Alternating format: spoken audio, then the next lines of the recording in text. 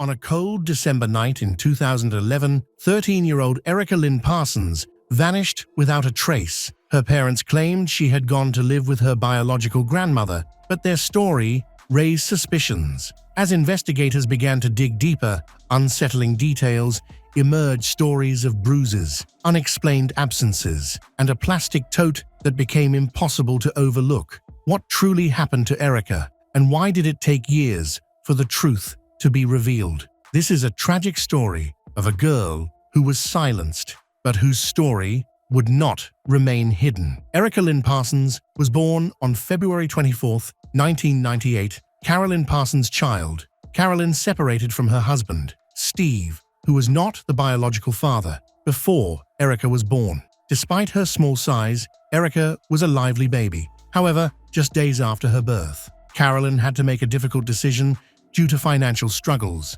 She chose to put Erica up for adoption to give her daughter a better future. Although Erica's biological father was not in the picture, Carolyn's former brother-in-law and sister-in-law, Sandy and Casey Parsons, chose to adopt Erica. Erica became part of the Parsons family when she joined them at just 4 weeks old. Although the adoption was officially completed in 2000, Sandy later suggested that it actually took place in July instead of March. Casey Parsons happily remembered those early days, saying they had her from the time she was 4 weeks old. By the time the adoption was finalized, she was already calling them Mama and Daddy. They were the only parents she had known. Sandy and Casey had a tumultuous relationship.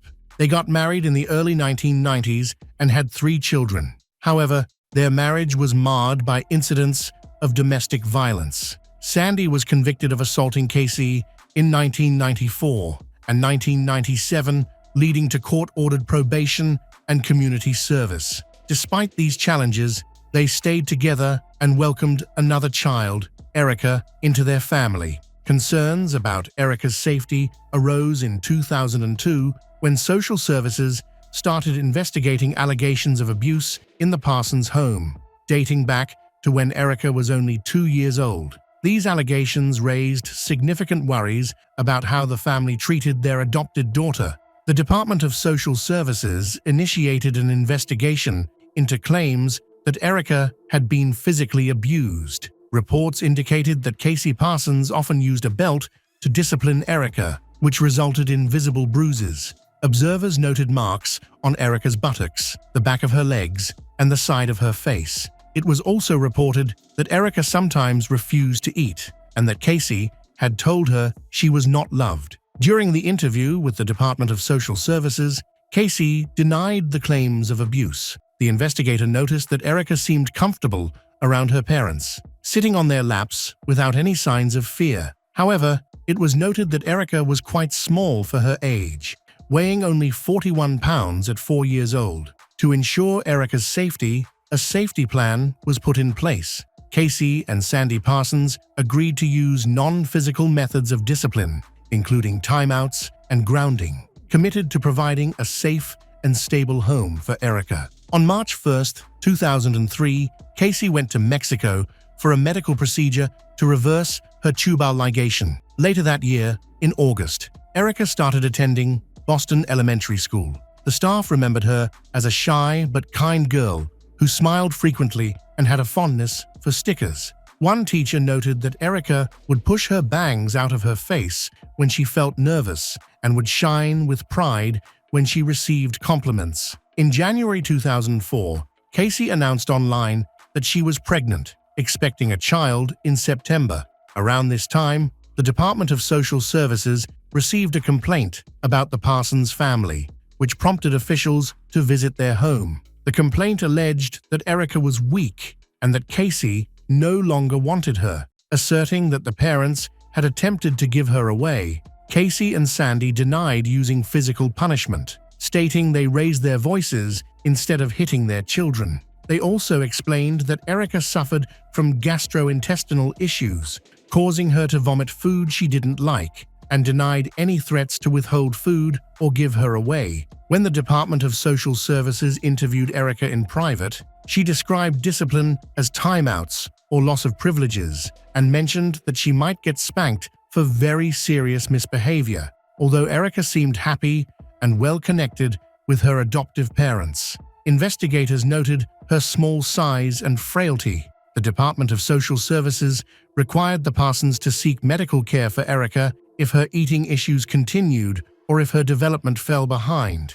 Nonetheless, evidence of neglect was found, as Erica was not receiving necessary medical treatment. She was then placed with her aunt, who noticed that Erica was wearing toddler-sized clothes and was severely underweight. While living with her aunt, Erica began eating regularly, playing, and gaining weight. She also revealed that Casey and Sandy had physically disciplined her. However, the aunt did not pursue legal custody. After 8 months, Casey and Sandy regained custody of Erica. In 2004, Erica moved to a different elementary school. On August 20th of that year, Casey gave birth to a daughter. By 2005, Casey was pregnant again, but unfortunately experienced an early miscarriage. She then started a business. Some reports described this business as a Chihuahua puppy mill, although specific details were limited. Later that year, Erica was homeschooled through a program created by Casey at their home. Casey was the chief administrator, and the state did not require background checks or detailed progress reports for the school. Records indicate that the program enrolled 3 girls and 1 boy, but there were no annual achievement test scores submitted from 2005 onwards. After this, information about Erica became difficult to find. On July 30th, 2013, Erica's 19-year-old brother, Jamie Parsons, argued with their parents and reported Erica missing. Jamie testified that the last time he saw Erica was on November 19th, 2011. She was standing in a corner, which was a common punishment Erica endured. She didn't look well. She looked like a zombie, he said. She said she didn't feel well. She said she couldn't breathe. Casey Parsons heard this and told her to shut up. When he woke up the next morning, his parents had left early, which was unusual, and Erica was gone. His parents returned home without Erica, and he sensed something was wrong. Jamie felt this explanation was strange, especially since his father, Sandy, appeared very upset when talking about Erica's absence. He recalled his father looking extremely pale and anxious. When he asked his parents where she was, they claimed they had taken her to Asheville, North Carolina, to stay with her biological grandmother, who supposedly reached out on Facebook to reconnect with her. Jamie told the authorities that this was the last he had heard about Erica. An investigation into Erica's disappearance began immediately. Detectives conducted a thorough search of the Parsons' home, lifting floorboards, examining the yard for possible hidden graves, and following every lead available. Despite their hard work, Erica's location remained unknown. They received countless tips and reports, including supposed sightings of her on the roadside and calls from psychics, but none provided any solid answers.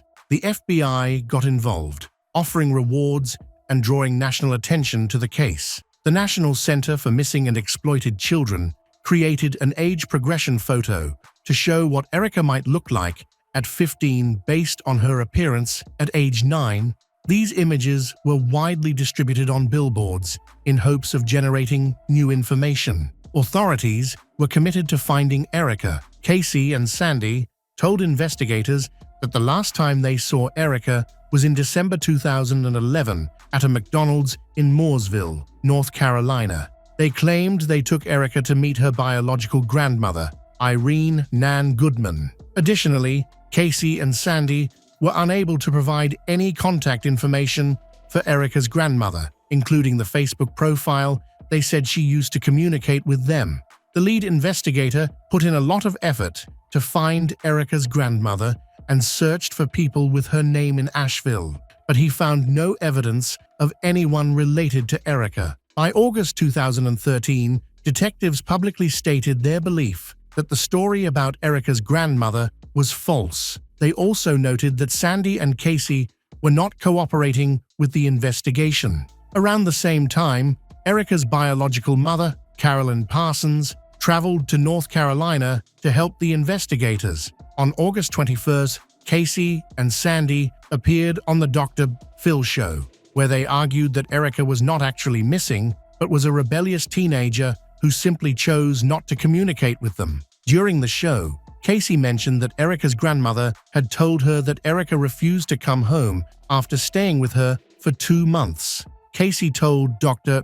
Phil that Erica did not bring any of her personal belongings because when she went to stay with the Goodmans, they bought all new clothes for her to wear. When the Goodmans picked her up, a woman nicknamed Strawberry was also there and showed them a pile of clothes with tags in the back of their truck. The house where she was allegedly staying had a horse stable. The Parsons claimed that they also brought their other daughter, Brooke, along to bring Erica to Asheville. Brooke disputed this claim in her own interviews with the police, saying that she never rode a horse to Asheville to bring Erica to live there. Casey also claimed she attempted to contact Erica's grandmother, but the phone number was no longer in service, which she interpreted as Erica blocking their number. Although they appeared on national television, Casey and Sandy claimed they were good parents and insisted that Erica was safe. However, investigators were skeptical due to noticeable inconsistencies in their story. In September 2013, Casey opened her home to the media, showing Erica's old bedroom. But by then, public and official concern about Casey and Sandy's account was growing. The search for Erica continued as worries mounted about her well-being since her last confirmed sighting in 2011. Detectives on Erica Parsons' case had long suspected that Casey and Sandy were withholding important information. They believed that separating the couple might reveal the truth, as Casey seemed to dominate Sandy. However, it proved difficult to keep them apart until investigators discovered a significant error. The Parsons were still collecting adoption assistance and food stamps for Erica. Even though she had not lived with them for 2 years, they received monthly checks of $634 in adoption assistance and continued to cash those checks after Erica was no longer living with them. They also continued to claim Erica on their tax returns. These federal benefits, meant for Erica's care, became crucial in involving the FBI. Casey pleaded guilty to 15 charges, while Sandy opted for trial. A jury found Sandy guilty on most charges in October 2014. The jury did not accept Sandy's claim that Casey had been in charge of the fraudulent activities and that he was unaware of their financial situation. At a sentencing hearing in federal court on February 18, 2015, Jamie Parsons and Robin Ashley testified about Erica's abuse by the Parsons family. Federal prosecutor Anand Ramaswamy stated that there was no record of Erica during the time her adoptive parents were receiving illegal money. Declare. The reason is that she is no longer alive. The hearing was continued until March 27th. Prosecutors also presented evidence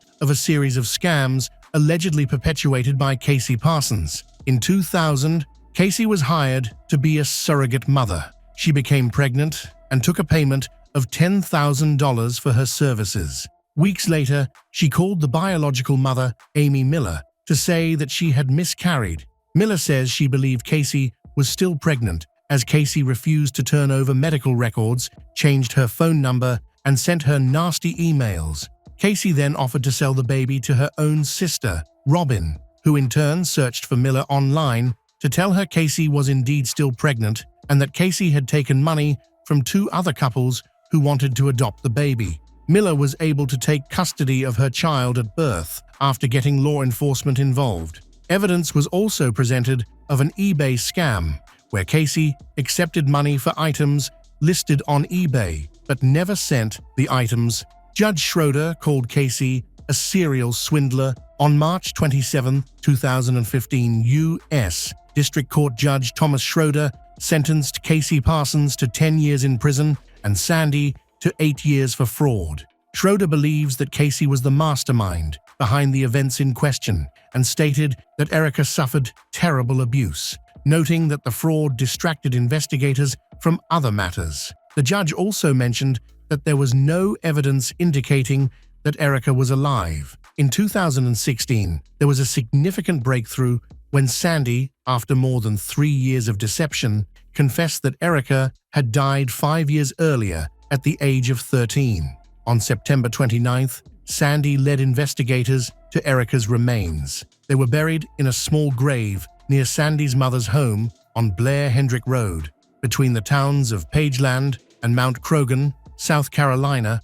Prior to the discovery, detectives recovered items during a search of a shed on Sandy's property, including a videotape, a hammer, teeth, and school records. There, Sandy quickly indicated the location of a shallow grave where he and Casey had buried Erica. Detectives noted that Sandy was somber and tearful during his confession. Sandy described the events leading up to Erica's death in December 2011. He was awakened by Casey, who informed him that Erica had died.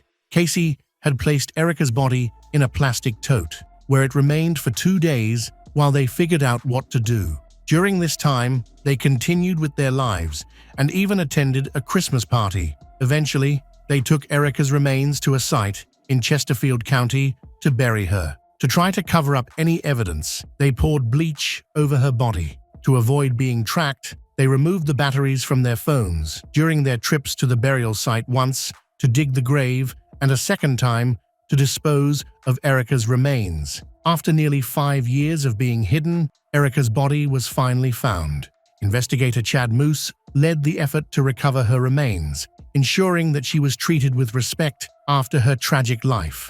To honor her, her remains were placed in a body bag that was left unzipped, allowing her to be at peace and no longer in darkness.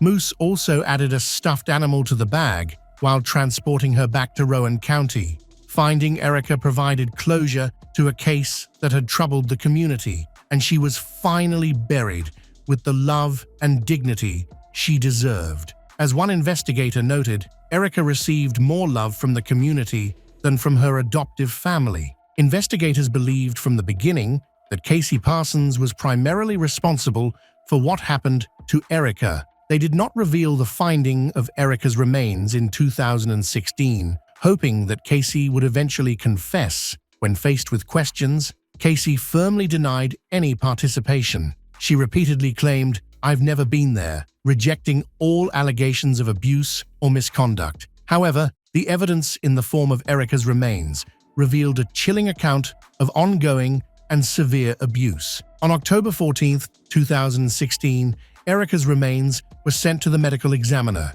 who took 3 months to carefully examine her skeleton. The results were heartbreaking. Erica had suffered severe and ongoing abuse, with injuries all over her body affecting her face, torso, back, and limbs. She had multiple fractures, including broken bones in her shoulder blades and ribs that had partially healed before being broken again. Some of the injuries showed signs of long-term trauma, with new bone growth trying to heal the damage. It was evident that Erica had faced continuous physical violence. Her brother, Jamie Parsons, confirmed the extent of the abuse in interviews. He described how Erica was regularly beaten, often with belts or remote controls, and mentioned friendly reminders, a cruel term used by Casey for bending Erica's fingers back until they almost touched her wrist. Erica experienced more than just physical violence. She was also starved for long periods, severely affecting her growth. By the time she was 13, her bones resembled those of a typical 9-year-old. This combination of abuse and neglect was considered torture, marking an extreme level of cruelty rarely seen in cases of child abuse. Family photos highlighted Erica's suffering as well. While her siblings looked happy and carefree in their pictures, Erica was often shown standing alone, facing a corner. These images powerfully illustrated her isolation and the neglect she faced, making the contrast between her siblings' joy and her own mistreatment deeply tragic.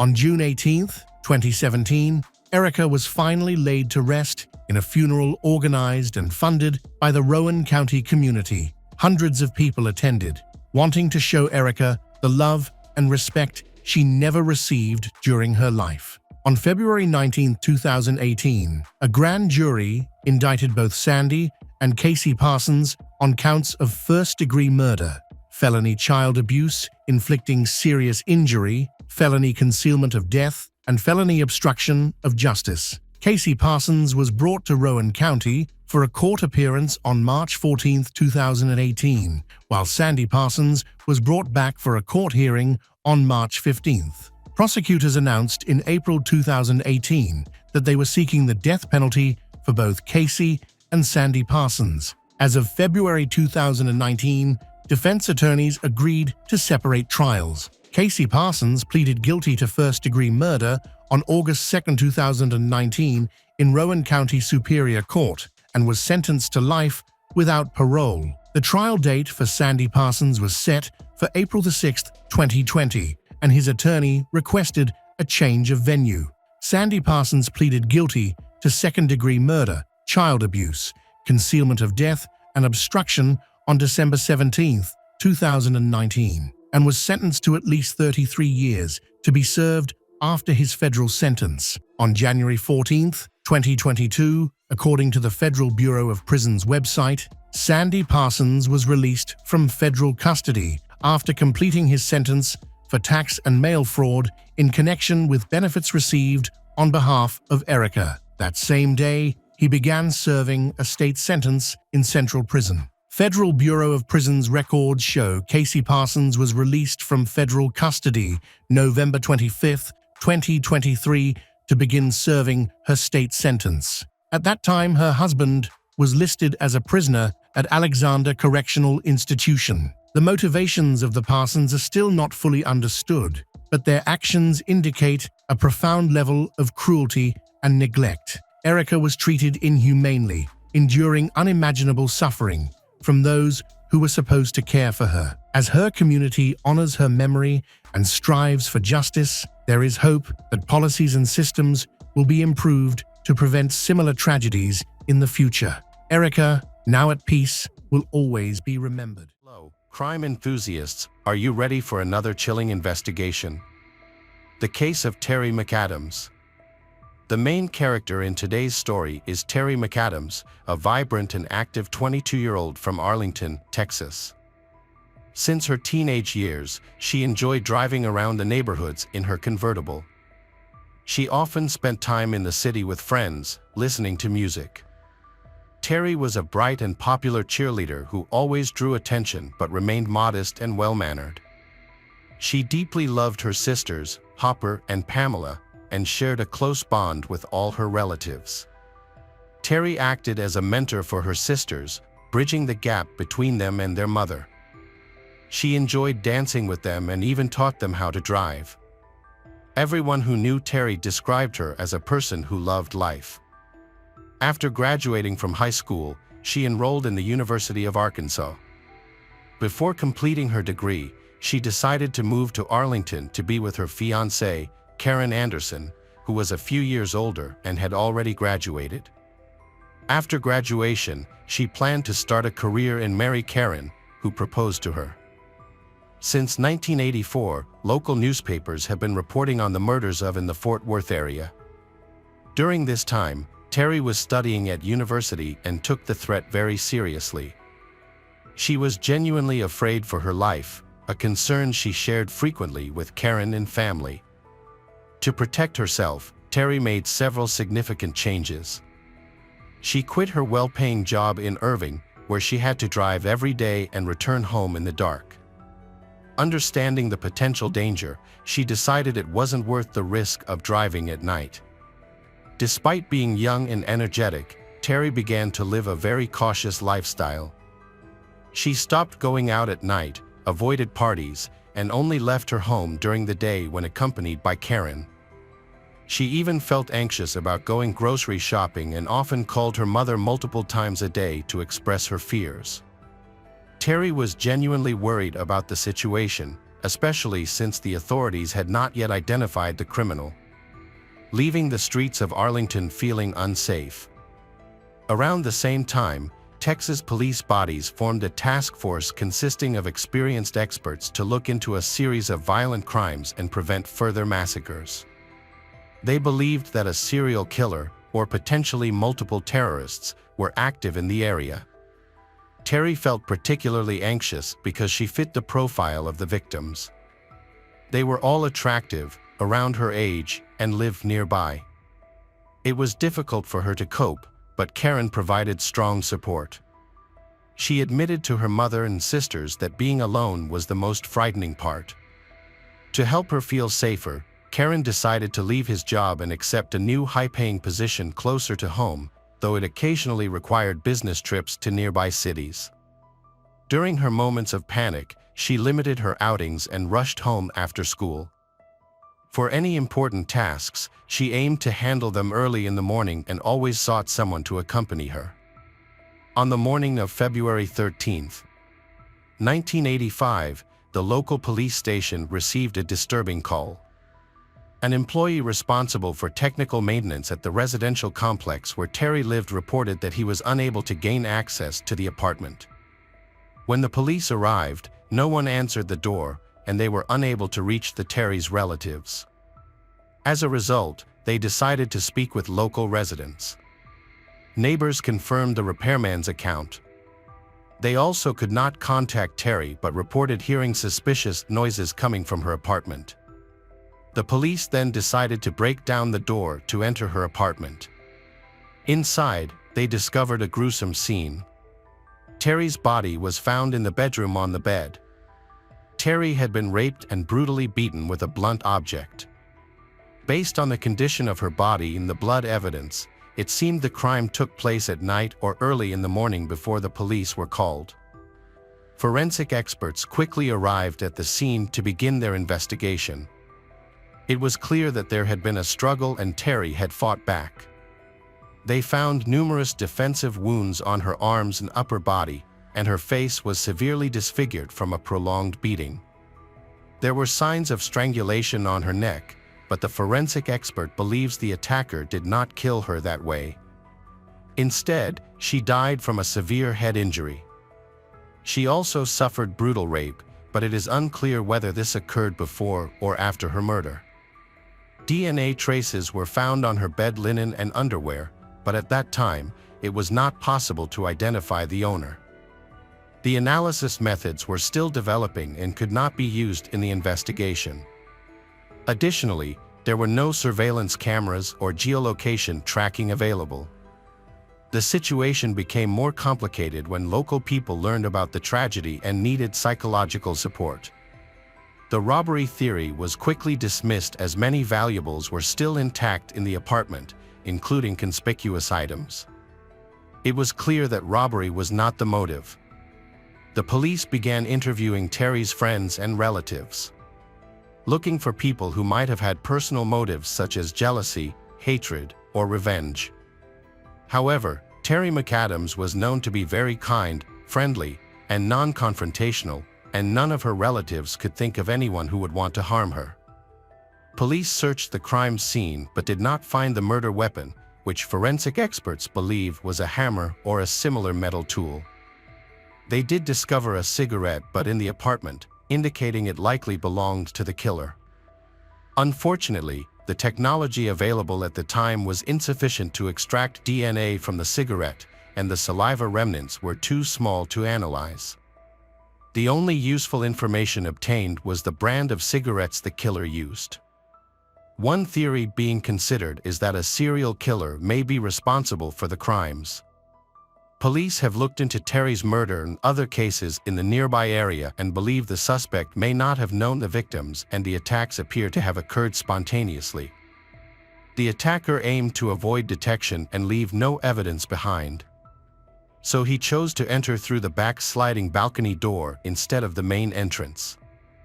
There were no clear signs of a break-in on the outer window frame. It is probable that he used a tree, growing a few meters away from the apartment building's wall, to reach the balcony. Unfortunately, aside from these basic observations, police were unable to gather any useful information. Police spoke with the family of the Terry, particularly her mother and sisters, who had the closest bond with her. They were all understandably shocked by the tragedy. Terry, known for her cheerful demeanor, seemed incapable of having enemies, especially ones who would wish to harm her so cruelly. Disturbingly, it appeared that Terry had a sense of impending danger. She was afraid to leave her home, fearing she could become a victim. Tragically, she was killed in her own apartment. As news of the attack spread throughout the city, the local community began to believe that there was a killer on the loose, capable of breaking into any apartment. They suspected that he might have targeted attractive women, stalked them, and attacked them. Ultimately, the community felt that no one was safe, especially young women who might be the next targets. Residents decided to take matters into their own hands. Over the next few months, gun and ammunition sales skyrocketed as more people began arming themselves. Meanwhile, public pressure began to mount on the police for answers. The county sheriff appeared on a local television station, asking anyone with information about the crime to come forward. After Terry's murder was reported on the local news, police received numerous calls, but the information did not help the investigation. Initially, Terry's fiancée Karen was considered the prime suspect, but he was away on business at the time and had an alibi. The police tried to include him in the murder profile to close the case and appease public concern, but this was not possible. Terry's friends could not believe that he could commit such a crime. After his alibi of being away on business was confirmed, he was removed from the suspect list. Police spoke with Terry's relatives to reconstruct a timeline of events that took place on February 12. Terry arrived at school around 4 p.m. After leaving the university, she got into her car and drove home. Once home, she changed clothes and went shopping, again alone. Although she usually liked to invite her friends along, they were all busy that day. First, she went to the nearest grocery store to buy ingredients for a cake she planned to make for Karen to celebrate Valentine's Day. He was scheduled to return from a business trip the next morning. Store employees confirmed that they saw Terry at the checkout and even provided a receipt for her purchase. The receipt confirmed that she had purchased ingredients for baking. They determined that she left the store at around 6:30 p.m. Police questioned anyone who may have seen her at the time, looking for any suspicious behavior, such as someone following her. However, no one reported anything unusual. It appeared to be a routine shopping trip. Terry paid for her items and walked out. Terry went home and decided not to go out again, as she had scheduled a visit from a repairman the next morning to fix some wiring issues. That evening, none of the neighbors were home, and those who did hear strange noises were unable to fully grasp the seriousness of the situation. The sounds faded relatively quickly, leading people to calm down. Typically, police would look for the killer among the victim's close acquaintances. However, this time it wasn't the case. A few months ago, Terry was preparing for her wedding. Karen had given her a $5,000 engagement ring, but the police were unable to find the ring during their investigation. Initially, it was thought that the ring's disappearance could be a robbery gone wrong. However, further investigation revealed that this theory was unlikely, as nothing else was missing. Given its value, a campaign was launched to find the ring. Approximately 250 flyers with a picture of the ring were distributed to local pawn shops, including those in Fort Worth and Dallas, informing them of the missing jewelry. Despite this effort, no one reported the ring to the police. The police followed up on all potential leads, but none of them came to fruition. All of the suspects questioned provided alibis. The police focused on people with a history of violence who lived in the area. However, the investigation began to stall. Terry's relatives made efforts to promote the case. They regularly reached out to the public through various media channels. They appeared on TV and radio and distributed many flyers, but their efforts yielded no results. Eventually, the murder of Terry McAdams became an unsolved case that was filed in the archives. The Terry's family continued to seek justice, but the police lacked the necessary resources and evidence to advance the investigation. The case went cold for 36 years until 2021, when a team of experienced police and forensic experts was assembled to revisit forgotten cases. Utilizing new technologies. Among these cases is that of Terry McAdams. Police used advanced DNA testing methods, allowing them to re-examine old evidence. Biological material from the perpetrator was found on Terry's underwear and bed sheets. She fought back during the attack, leaving traces of the perpetrator's skin under her fingernails. A cigarette was taken from the archives and sent for testing because the killer's saliva might be on it. This thorough analysis helped create a profile of a likely suspect. However, when this profile was checked against the database of known offenders, there were no matches. Terry's family hoped to find the killer who had been on the run for decades. Unfortunately, despite their hopes, the case remained unsolved for many more years. Fortunately, the investigation continued and eventually decided to use a new method, genetic genealogy technology, which required the assistance of the FBI. In August 2023, after exploring all possible options, the police department reached out to the Federal Bureau of Investigations in Dallas for help with the Terry McAdams case. They planned to analyze the DNA samples collected from the crime scene and the victim's body. This genetic testing aimed to create a family tree of the suspect, allowing the investigation to extend beyond the existing database, which only included known offenders. By using genealogical research, police could significantly increase the chances of identifying the suspect's relatives, particularly close ones. This method is considered very effective. At the time this study was conducted, the database had grown to the point where the probability of finding a match was close to 100%. The investigation was successful in identifying a man named Bernard Sharp, an American who had a notable history with the police in the 1980s. At the time of the crime, Bernard was 30 years old and married. He was also a neighbor of Terry, and Karen had a close relationship with him. During the investigation following the arrest, Bernard contacted the police and supported the victim's family.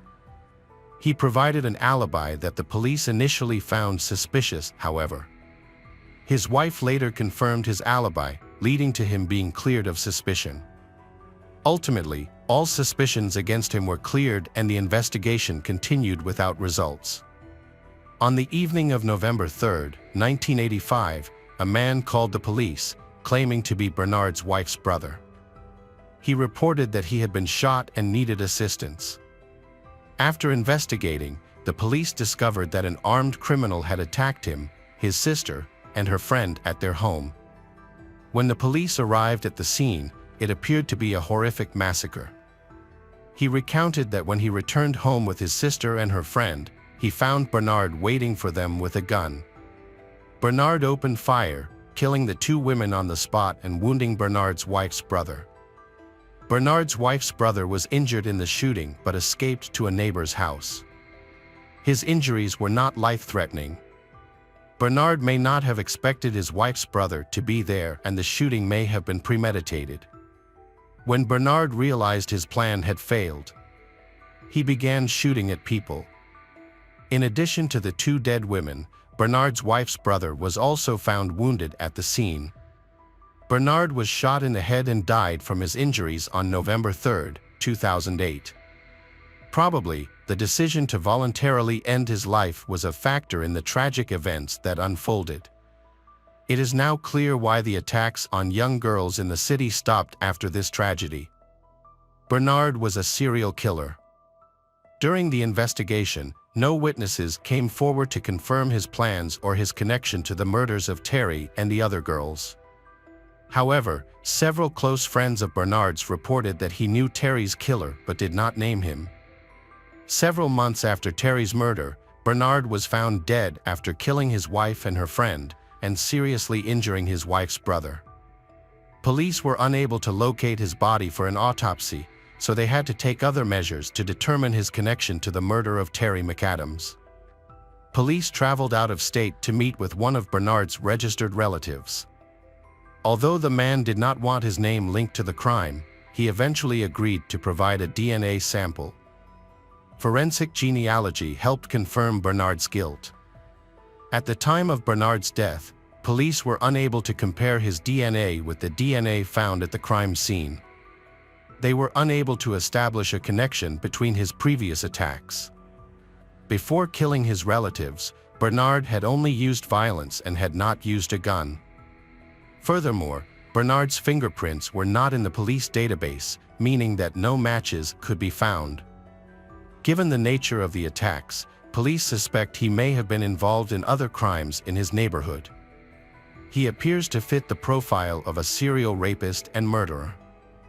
Bernard's criminal record has been turned over to the Federal Bureau of Investigation, an agency known for its crime-solving abilities. However, there has been no confirmed evidence of his involvement in any other cases. For Terry's family, identifying the killer brought them relief. After 39 years, the case was finally closed. This breakthrough was made possible by new technology. Terry's sisters appeared on a local television channel and shared their feelings about the case being solved through several interviews. After nearly 40 years, they say it would have been better to see justice in person. However, they take comfort in knowing that this dangerous criminal stopped his criminal ways long ago and cannot harm anyone again. Hello again, true crime fans. We've got another mysterious case to explore. The case of Marco Marialini. Marco Marialini was born on April 13, 1959, in the town of Brescia, Italy.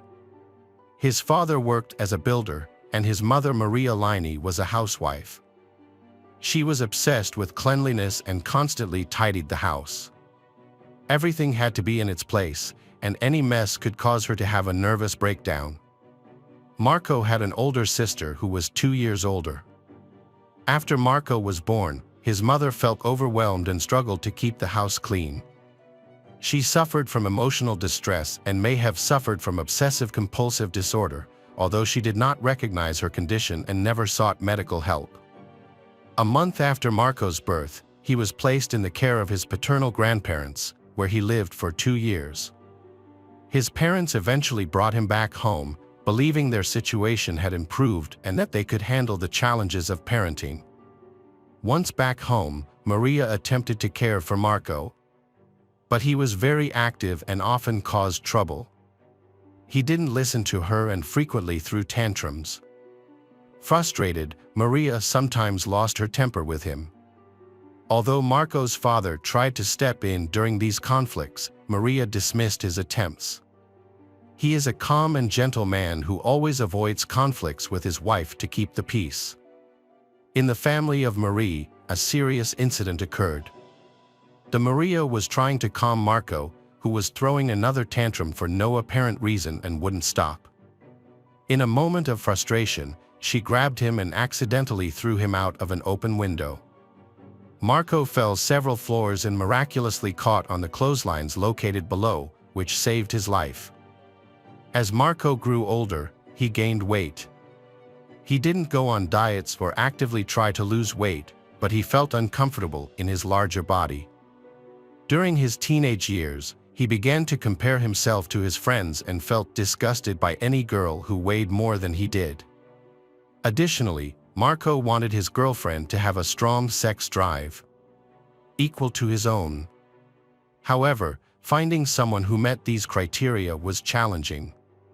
Most of the girls he met were either too heavy or not up to his standards. Because of this, Marco had a hard time finding a partner until he was 19, when he met Lucia. Marco and Lucia met in 1978. Lucia was short and weighed 100 pounds, and Marco fell in love with her petite figure and sought a close relationship. However, when Lucia first undressed in front of Marco, he was disappointed in her figure. Despite this, Marco continued to date her because he appreciated her calm, modest, and composed demeanor. Meanwhile, he continued to search for his ideal partner. A few months after starting their relationship, Marco joined the army and was stationed in Pisa, Italy. Believing that he would quickly find new love elsewhere, he stopped contacting Lucia.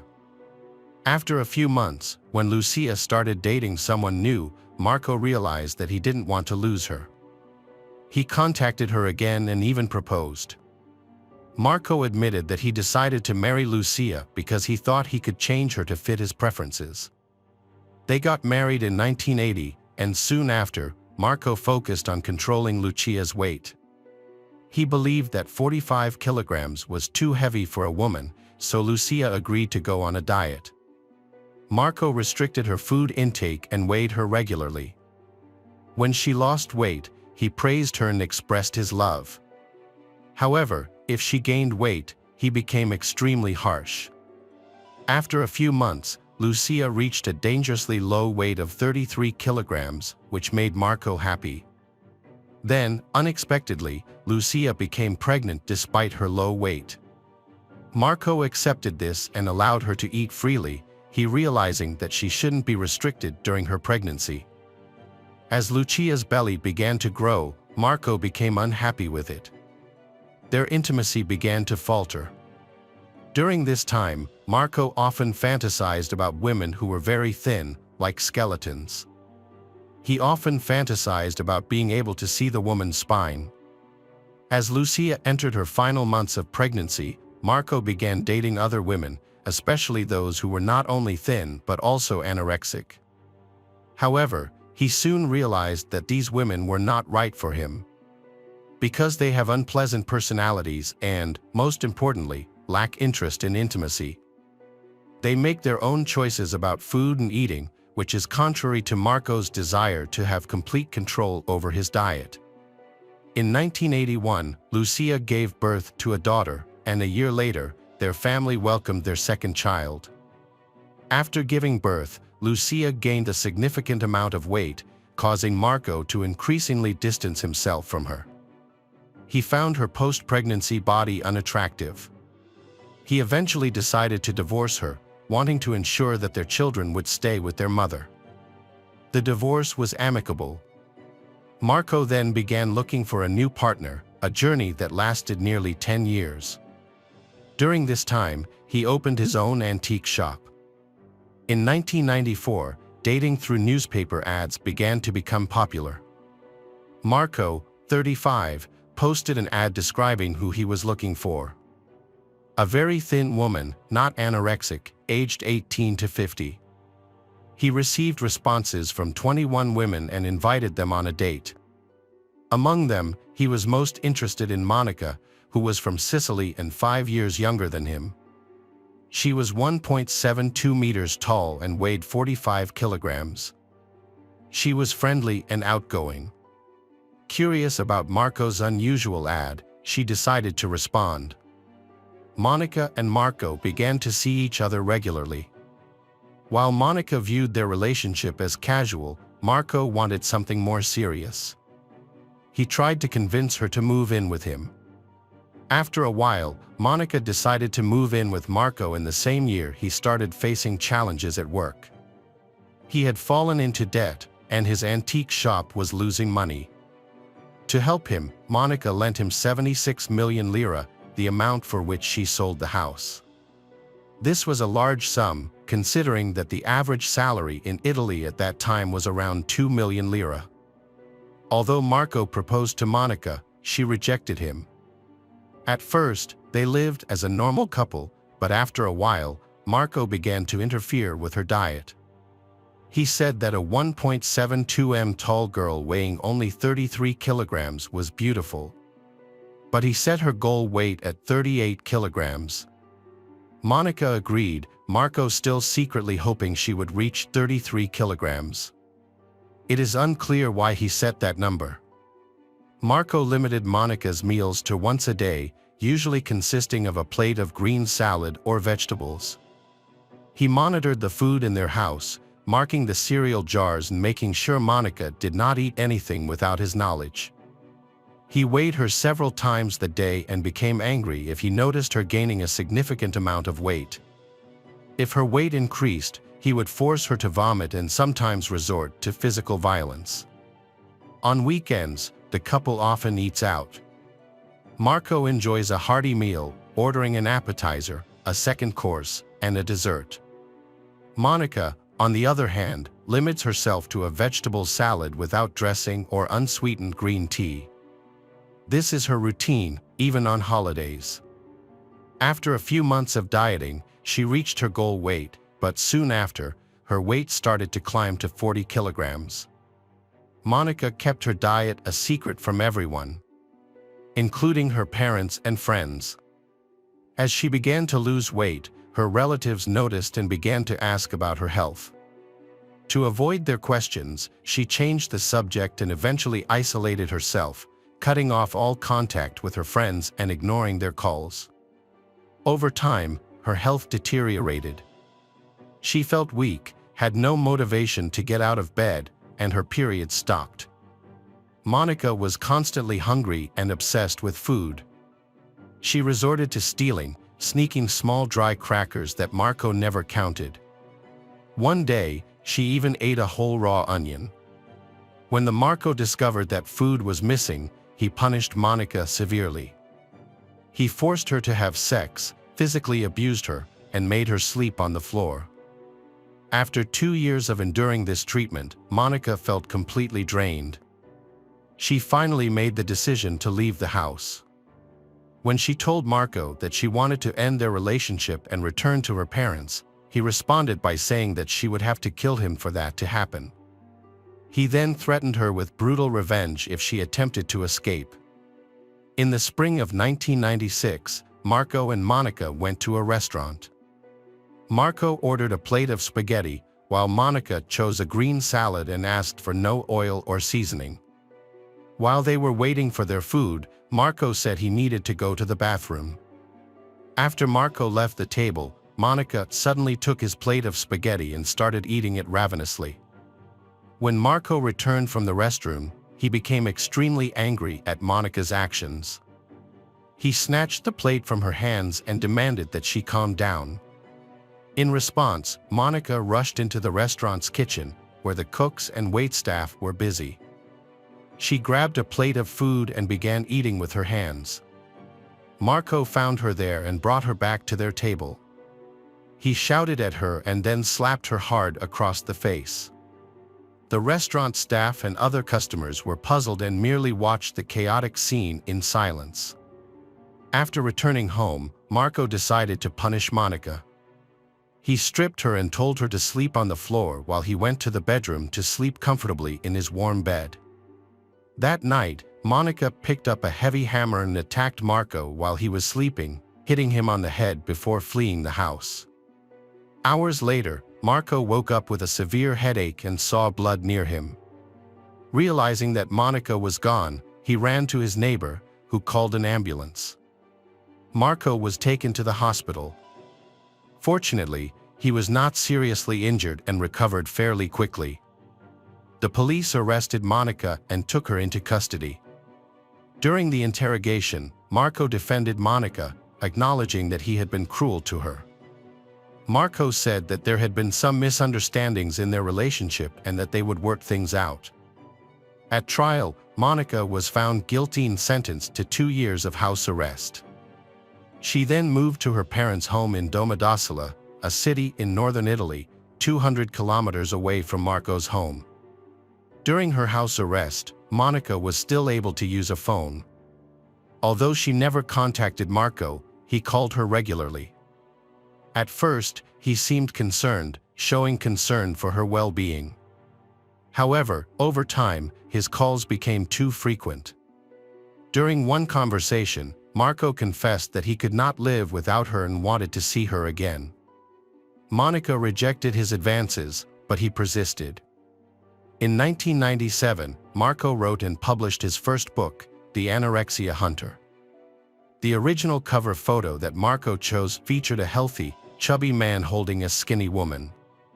He based the characters on the American cartoon Popeye the Sailor. However, due to copyright issues, Marco was unable to use the image, so the publisher released the book with a different cover.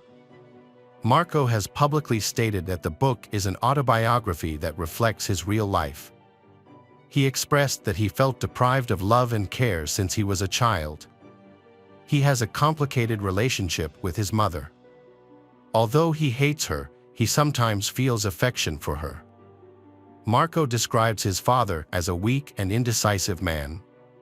Marco wrote about his relationship with Lucia. In the book, he called Monica Barbara. He discussed the theme of control and power over girls. According to the story, the author killed Barbara. During the book's launch, Marco publicly declared himself a monster who needed to be stopped. An editorial writer who was present at the event found Marco's tone very offensive. After reading the book, the editorial writer went to the police to express his concerns. However, the police dismissed his report, believing that Barbara's murder was completely fictional. At the time, Marco had no criminal record, making it impossible to charge him based solely on the content of his book. When Marco's autobiography was released, Monica was still under house arrest for another year. Marco sent her a signed copy of his book with the message, "Love and Hate." He continued to call her, and Monica recorded their conversations on a dictaphone. Concerned about his mental health, she urged Marco to see a doctor. During his therapy sessions, Marco opened up about his obsessive thoughts and troubling fantasies, revealing the truth about his life. He was admitted to a psychiatric hospital for several weeks, but after his treatment, he returned home feeling disillusioned with medicine, realizing that the medication had not helped him. In 1998, Monica, who was 29 years old, was finally released from house arrest and allowed to travel around the country. Marco continued to contact her, pleading for a meeting. Although Monica initially refused, she realized that he wouldn't give up easily. Eventually, she agreed to one last meeting with him but specified her conditions. It had to be during the day in a crowded place. On July 14, 1998, Monica met Marco at a small beach in Verbania on the shores of Lake Maggiore, where young couples were swimming and sunbathing. They talked for a while, but then Marco began to pressure her to return to their previous relationship. Monica stood firm in her refusal, and in response, Marco started to threaten her. Monica and Marco were sitting on the shore when she suddenly stood up and ran away. Marco quickly caught up with her and knocked her to the ground. She screamed for help, but he covered her mouth with his hand. Although there were many witnesses, no one intervened. Marco then took out a knife and stabbed Monica 22 times, killing her on the spot. The witnesses called the police, but by the time the ambulance and police arrived, Marco had already swum out to sea. Officers using a lifeboat on the beach caught Marco. During questioning, Marco admitted to his crime, claiming that he had no intention of killing Monica. He said that he came to the beach hoping to convince her to return to the relationship. If she refused, he planned to kidnap her using his car parked nearby. Police found ropes, chains, knives, locks, and duct tape, suggesting a premeditated plan that ultimately failed. Marco denied wanting to run away after the murder. He mentioned that he tried to end his life but failed. During the investigation, comic book drawings were discovered in his home. In these drawings, he depicted himself as a large ball and the girl as a thin line. His artwork expressed mockery towards women. During his conversation with the journalist, Marco showed no remorse for his crime, stating that he felt he had no other option and did what he had to do. However, Marco acknowledged that he posed a danger to society. Marco Mariolini was found to be sane and guilty of murder, he receiving a 30-year prison sentence. While incarcerated, there was a time when he refused to eat, took laxatives, and lost weight down to 44 kilograms, but later he regained it. He was a problematic inmate, starting a fire in his cell and causing minor trouble for the guards. As a result, he was transferred to different prisons multiple times. Marco wrote letters claiming he should not be released because he would kill again, but he later denied this and then wrote similar letters once more. Italian director Matteo Rone was inspired by Marco's horror stories to create the film First Love. Released in 2004. Although it did not receive major awards, it drew attention to Marco's past. In 2021, there was an article written about Marco's early release and it was revealed that he had been transferred to a mental hospital. In late 2002, journalists approached Marco for an interview. During the interview, he expressed a desire to forget his past experiences with women. The journalists noticed that he seemed confused, often unable to answer their questions. His mental state may have been affected by the effects of medication. Hello, crime enthusiasts. Are you ready for another chilling investigation? The case of Kathy Sposito. Kathy Sposito is a young girl who has always been close to her parents. Kathy's parents divorced while she was still in school, but despite this separation, she remained close to both her mother and father. Kathy, after completing her schooling, intended to further her education and build a career in the field of environmental security. She had a deep concern for environmental issues and aspired to contribute towards the betterment of humanity.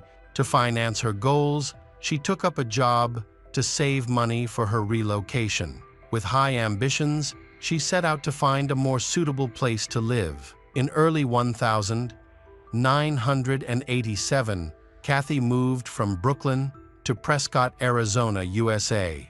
The region was renowned for its scenic beauty, untamed natural landscapes, and opportunities for those seeking to fulfill their dreams. At the time, Kathy was 23 years old. In Prescott, Kathy planned to earn a degree in environmental protection while working as a waitress at a local restaurant to support herself. Kathy was determined to be financially independent and not rely on her parents for money. She rented an apartment, paid her own tuition, and prided herself on being self-sufficient. She was described as a kind, caring, and understanding person. Kathy's life was just beginning, and a bright future lay ahead of her. Tragically, her life came to an abrupt end. After moving to Prescott, Kathy decided to take a walk around the local attractions on the morning of June 13, 1987.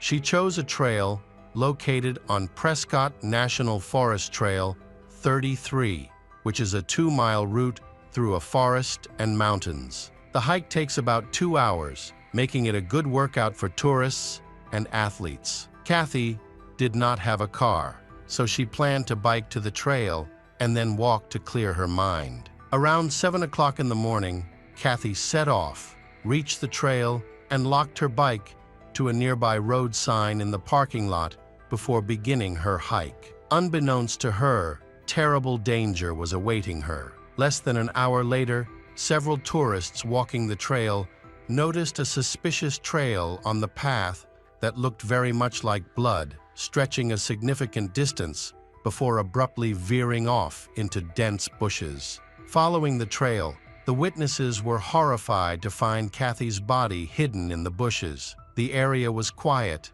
and considered safe, located just a few hundred meters from the start of the trail. The eyewitnesses immediately called the police. While waiting for police, they inspected the area and found material evidence, which they handed over to the police. Unfortunately, this may have compromised critical evidence. When police and paramedics arrived, the body was identified as Kathy Sposito, a local student. She had been the victim of a brutal attack. The crime scene was horrific. 2 large rocks with blood and hair stains were found near her body, indicating that she had been hit multiple times in the head. Additionally, marks on her face and head indicated that she had been hit with a wrench. A local tourist later picked up the wrench and gave it to the police, inadvertently contaminating the evidence. Kathy suffered a hit by bullets wound to the eye from a .22 caliber pistol and a deep stab wound to the neck. The level of violence was shocking, suggesting that the attacker did not intend for Kathy to live. The medical examiner determined that Kathy's cause of death was traumatic brain injury and subsequent blood loss. Although there were no signs of rape because Kathy was fully clothed, later reports indicated that there may have been injuries to her genitals, leading police to believe that the perpetrator may have intended to sexually assault her, but was stopped before committing the act. Abels with her, and none of her belongings were disturbed, suggesting that robbery was not the motive behind the crime. The brutality of the attack shocked the community, raising fears that a mass attack was underway. As a result, a once peaceful area became dangerous and unsafe for all. Kathy's family and friends were devastated by her death. She appeared to have no enemies and was not involved in any illegal activities. She had a clean record with no history of mental health problems. The attack appeared random and brutal, leaving even experienced police officers baffled. 3 witnesses, children playing soccer on a nearby field next to the parking lot, reported hearing screams for help. However, they were frightened and did not know how to react because there were no adults around. A man on the other side of the trail also reported hearing a woman scream, but because of the echoes around him, he could not determine where help was needed. The densely wooded area, with steep hills and foliage, provided the perfect hiding place for a criminal to hide. According to the forensic expert, Kathy's death was almost instantaneous due to the severe head injuries she sustained. Her body was then dragged into the underbrush to conceal it from view. The entire attack occurred swiftly and violently, leaving little opportunity for anyone to intervene. As the police lacked any leads or suspects, they issued a public warning to alert hikers and walkers in the area to exercise caution. Informational signs along the trail warn visitors to be careful of bush, especially in isolated areas with dense vegetation. The area around the body was carefully secured. However, the crime scene was disturbed before the investigation began. Visitors who discovered Kathy accidentally trampled and contaminated the area, including potential footprints of the perpetrator. Furthermore, the first aid given to Kathy also inadvertently removed vital evidence from the body and created additional traces. The situation became worse when some tourists directly holding a wrench were discovered at the scene, leaving their fingerprints. DNA analysis techniques were not yet developed at that time, seriously hindering the investigation. 3 days after Kathy's body was discovered, on June 16, 2015, police announced that no suspects had been identified and there was no evidence of rape. Although some evidence was found, it was contaminated, and the technology available at the time was not advanced enough to properly analyze it. In an effort to gather more information, a public appeal was placed in a local newspaper, hoping to encourage potential witnesses to come forward. Police also interviewed people who had been at the park that morning, focusing on 2 people who were closest to the scene. Police made a specific appeal to these people, assuming that they might have noticed suspicious activity. Unfortunately, no one responded to the appeal. In a subsequent effort to gather more information, police decided to re-interview witnesses, particularly children, who may have heard something that could aid the investigation. Unfortunately, their search for these people yielded no clues. In the 1990s, with the advent of DNA testing as a widely used investigative method, the police sent the evidence to a laboratory for analysis and obtained test results. It is worth noting that the accuracy of DNA testing results at that time was significantly lower than it is today, and there was a high risk of getting inaccurate data. The forensic results showed traces of DNA from Kathy and an unidentified man. Upon further investigation, the DNA matched that of the forensic expert who performed Kathy's autopsy. This aroused suspicion among the police. Despite the strange coincidence, the forensic expert was arrested and questioned. He claimed that the DNA must have been accidentally transferred during the autopsy, which was a plausible explanation. The forensic expert then presented a solid alibi, and he had no previous connection to Kathy or motive for the crime, ultimately eliminating him as a suspect. The investigation hit a dead end, and for years, the police found no new leads. The failure of the police to find the culprit and bring him to justice caused widespread outrage. In an effort to find the perpetrator, several volunteer groups formed to conduct their own investigations. They utilized social media and gathered information, but found no valuable leads. Over time, similar brutal murders did not occur. This could indicate that the attack was personally motivated, targeting Kathy, or that the perpetrator went into hiding to avoid drawing attention to himself, or perhaps moved elsewhere to continue committing crimes. A new police team was then assembled to re-examine the crime scene and collect evidence. A seasoned police officer was appointed to the investigation.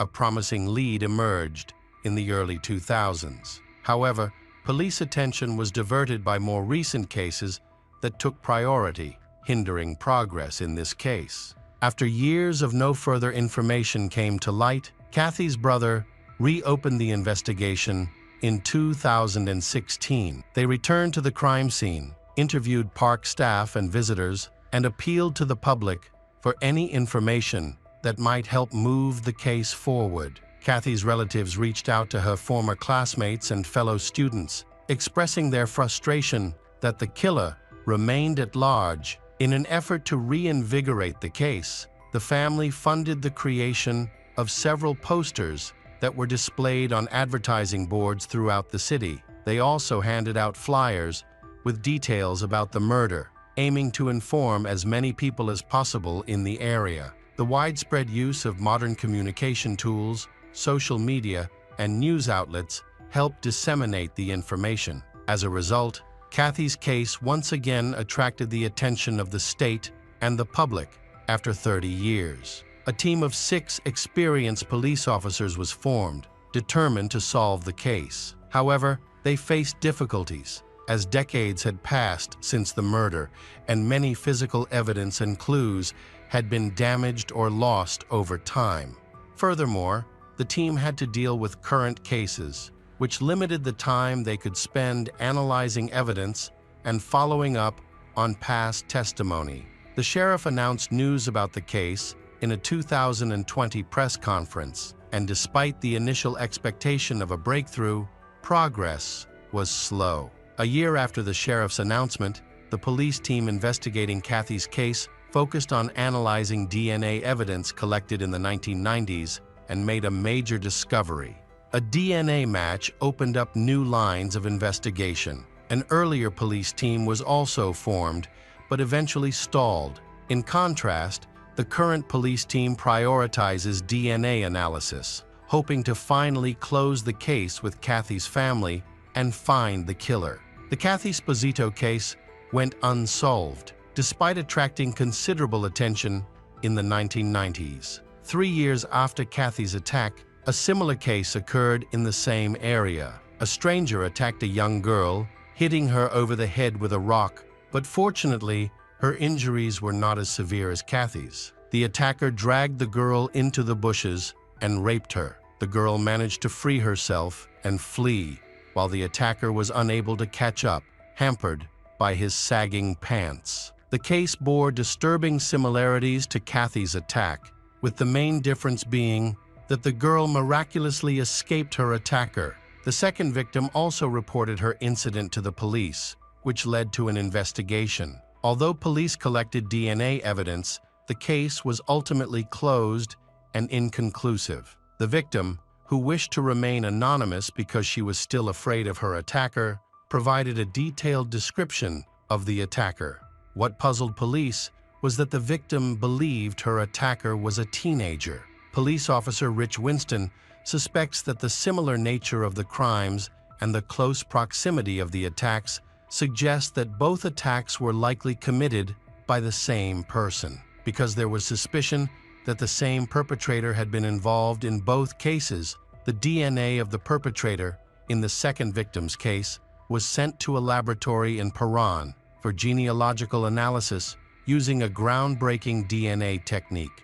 This method involves searching an extensive DNA database to find potential matches to relatives of the DNA owner. Using databases beyond those related to crime can help identify suspects even if they have no criminal record. Several public companies in the United States collect DNA samples from people who voluntarily submit them, often to search for their ancestors or long-lost relatives. Millions of people are in these databases, creating a huge data pool. Through the investigation, the list of potential suspects was narrowed down to two: the Bennett brothers, who lived in Pret at the time of Kathy's attack. Notably, both brothers had troubled pasts, growing up in disadvantaged environments and having had previous run-ins with the law. Police were initially drawn to Brian Scott Bennett for his violent behavior, including a sexual assault. Born on July 30, 1970, Brian was a teenager at the time of the attack, matching the age described by another victim. However, Rich Winston, the police officer leading the case, found this difficult to accept, as the extent of Kathy's injuries led him to believe that an older, more experienced killer had been involved. Rich even questioned the lab results and requested a retest. However, the results were accurate, confirming Brian's involvement in the crime. Brian dropped out of school in Kent and spent time in Prescott, Arizona from around 1980 to 1988. In 1989, Brian joined the Army, but his service was relatively short-lived. He returned to Prescott a year later, but didn't stay for long. Over the next few years, Brian moved around, living in California, Kansas, and North Carolina. His childhood and youth were marked by difficulties. Like many young people, Brian enjoyed partying at a young age. However, this lifestyle led to trouble, and he spent a short time in prison in Arizona for forging documents and checks. Brian's sentence ended in 1993. It is a disturbing fact that since his release, Brian has been involved in 4 assaults. Although he was charged in these cases, they never went to trial due to lack of evidence. In the end, Brian was acquitted of the charges. It was believed that his first victim was Kathy, who unfortunately did not survive the attack, and the second was a girl who managed to survive on the trail. The same day, he attacked another girl at a house party. According to her statement, he got her drunk and tried to rape her. He dragged her into a spare room, locked the door, and hoped no one would hear her screams. However, the other partygoers understood the situation and broke down the door. Brian escaped through a window, but was arrested the next day. Despite the arrest, the court was unable to prove his guilt in the case. The key issue was the inconsistent testimonies from witnesses, largely due to the fact that everyone had been drinking heavily at the party.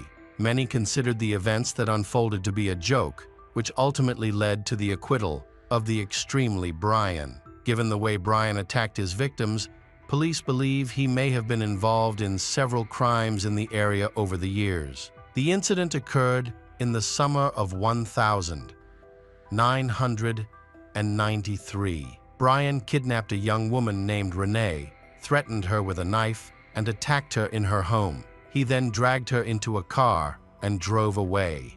Fortunately, Brian forgot to turn on his headlights, and a police officer pulled over. Renee immediately reported to the police that she was a victim of kidnapping. Brian was arrested and Renee was rescued.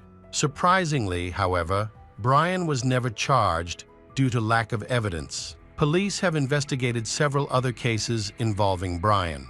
Among them are 2 survivors of Brian's attacks. One was attacked on a trail, and the other, Renee, was abducted from her home. Both victims identified Brian as the perpetrator from a photograph. With this new information, police need to obtain a DNA sample from Brian to compare with evidence collected at the crime scene. Unfortunately, the investigation hit another snag as police struggled to locate Brian. It was later discovered that he had traveled to several states in the 1990s before returning to his hometown of Kent. There, he lived as a recluse, avoiding contact with anyone.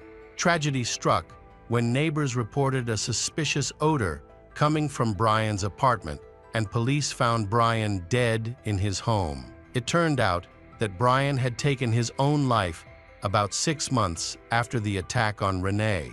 With no suicide note or expression of remorse for Brian's heinous crime, the police continued to pursue justice. In November 2012, Brian's body was exhumed and DNA samples were collected. The results, released in March 2013, were conclusive. The sample matched DNA evidence from the crime scene, proving that Brian Scott Bennett was responsible for Kathy's death. Finally, after 36 long years, the case was closed, bringing relief to all those hoping for justice. Hey detectives, welcome back. We've got another mysterious case to explore. The case of Annie Kasperzak. Annie Kasperzak was born on January 10, 1997, into a family that lacked love. Her parents suffered from severe drug addiction and mental health issues. Therefore, her living conditions since childhood have always been difficult. At a young age, she was removed from her parents' care and placed with a new family. However, things did not go smoothly, and her foster parents abandoned her just like her biological parents. As a result, by the age of 9, she had lived in 9 different families. Annie felt unwelcome and alone in the world, and her life in the orphanage had made her distrustful of people. Despite this, she held on to the hope of finding a loving family, one that would embrace her and provide the love she longed for. She dreamt of having a dad and mom who would care for her, accept her as their own. After Annie was returned by her 9th family, she went to an orphanage where she met Veronica Kasperzak. Veronica worked in Utah's social services, focused on finding suitable homes for children who had been cruelly treated. She was known as a very caring worker. For Child and Family Protection Services, she treated everyone she helped with genuine love. Upon meeting Annie, she was immediately touched by the girl's story. Annie told of being physically abused as a child. She lived in a cruel, unstable family, which had a great impact on her psychology. Veronica was moved to tears as she listened to her story. Veronica felt that life was unfair to she, and her tragedy touched Veronica's heart. As a result, Veronica and her relationship became close and warm. Veronica began visiting she regularly to provide her with emotional support. In January 2007, while 6 months pregnant, Veronica shared Annie's story with her husband, Dennis, who also longed for children. They decided to adopt Annie and welcome her into their family. Veronica and Dennis were kind and decent people, which allowed them to carry out their plans smoothly. Annie moved in with their family in the suburbs of Salt Lake City, Utah. A few months later, Veronica gave birth to twins, both boys. By this time, all the bureaucratic hurdles related to Annie's adoption had been resolved, and she was warmly welcomed into the family. Even though this was her 10th time being adopted, she was full of enthusiasm and hope that the hardships of her life were behind her. She believed that now she would experience the love of her parents. Now that Annie had a home, wonderful parents, and 2 younger brothers, she embraced her role as a caring older sister. She happily babysat her younger siblings and helps her foster mother, Veronica. Her brothers take up most of her free time, and she felt fulfilled in this new role. She tries to broaden their horizons and teach them new things every day. She sincerely loved her new brothers, and they returned her affection. Not long after, Annie experienced her first trip to the beach. It was a family holiday before Christmas, and Veronica and Dennis organized a wonderful celebration for their children. They spent most of their time opening gifts, but during this period, tensions began to arise within the family. Veronica and Dennis believed that having children would strengthen their relationship and help them learn new aspects of family life. Unfortunately, this was not the case. After a while, Veronica and Dennis's family had a falling out, which led to many difficulties. Veronica, who had witnessed similar situations in the past, feared that her family might fall apart again, even after their divorce. Dennis kept a good relationship with Veronica and remained involved in raising their children, including their adopted daughter, Annie. Fortunately, Annie's fears of returning to the orphanage did not come true. Meanwhile, Veronica started new relationships and eventually remarried. Her new partner, James turned out to be a loving and caring husband and father. Just like Dennis, he quickly bonded with Annie and treated her as if she were his own daughter. Family affection and warmth gradually returned to their lives, and the family moved to a peaceful small town in Utah called Riverton. It was an ideal place to start a new life, but this story would not have a happy ending, James admits. Annie has special gifts. She could convince anyone to do anything, especially when it came to asking for gifts. One day, she saw a pair of red shoes in a store she really liked, and she begged James to buy them, and he couldn't refuse. At this time, 15 years old, Annie was in her first year at the academy. She was an outstanding student. Well liked by her teachers, she dreams of becoming a pediatrician. Due to her life experiences as a child, she always wanted to help other children. Veronica, her adoptive mother, was a guiding light for her. Transforming her life, she dreamed of emulating her mother. By dedicating her life to helping others, she even imagined adopting more children to study with them at home and support them during this time. Annie also had her first love. These feelings came on suddenly, and she embraced them wholeheartedly. On the evening of March 10, 2012, she stayed home to look after her younger brothers. Because Veronica and James had gone out for dinner, this was a romantic date that they had long awaited and planned. When Veronica and James returned home, everything appeared normal. The only thing Veronica noticed was that Annie had changed from her usual shorts into jeans, which she thought was likely due to the chill. However, she didn't think much of it. Eventually, she decided to take a shower, while Annie went into her room to listen to music.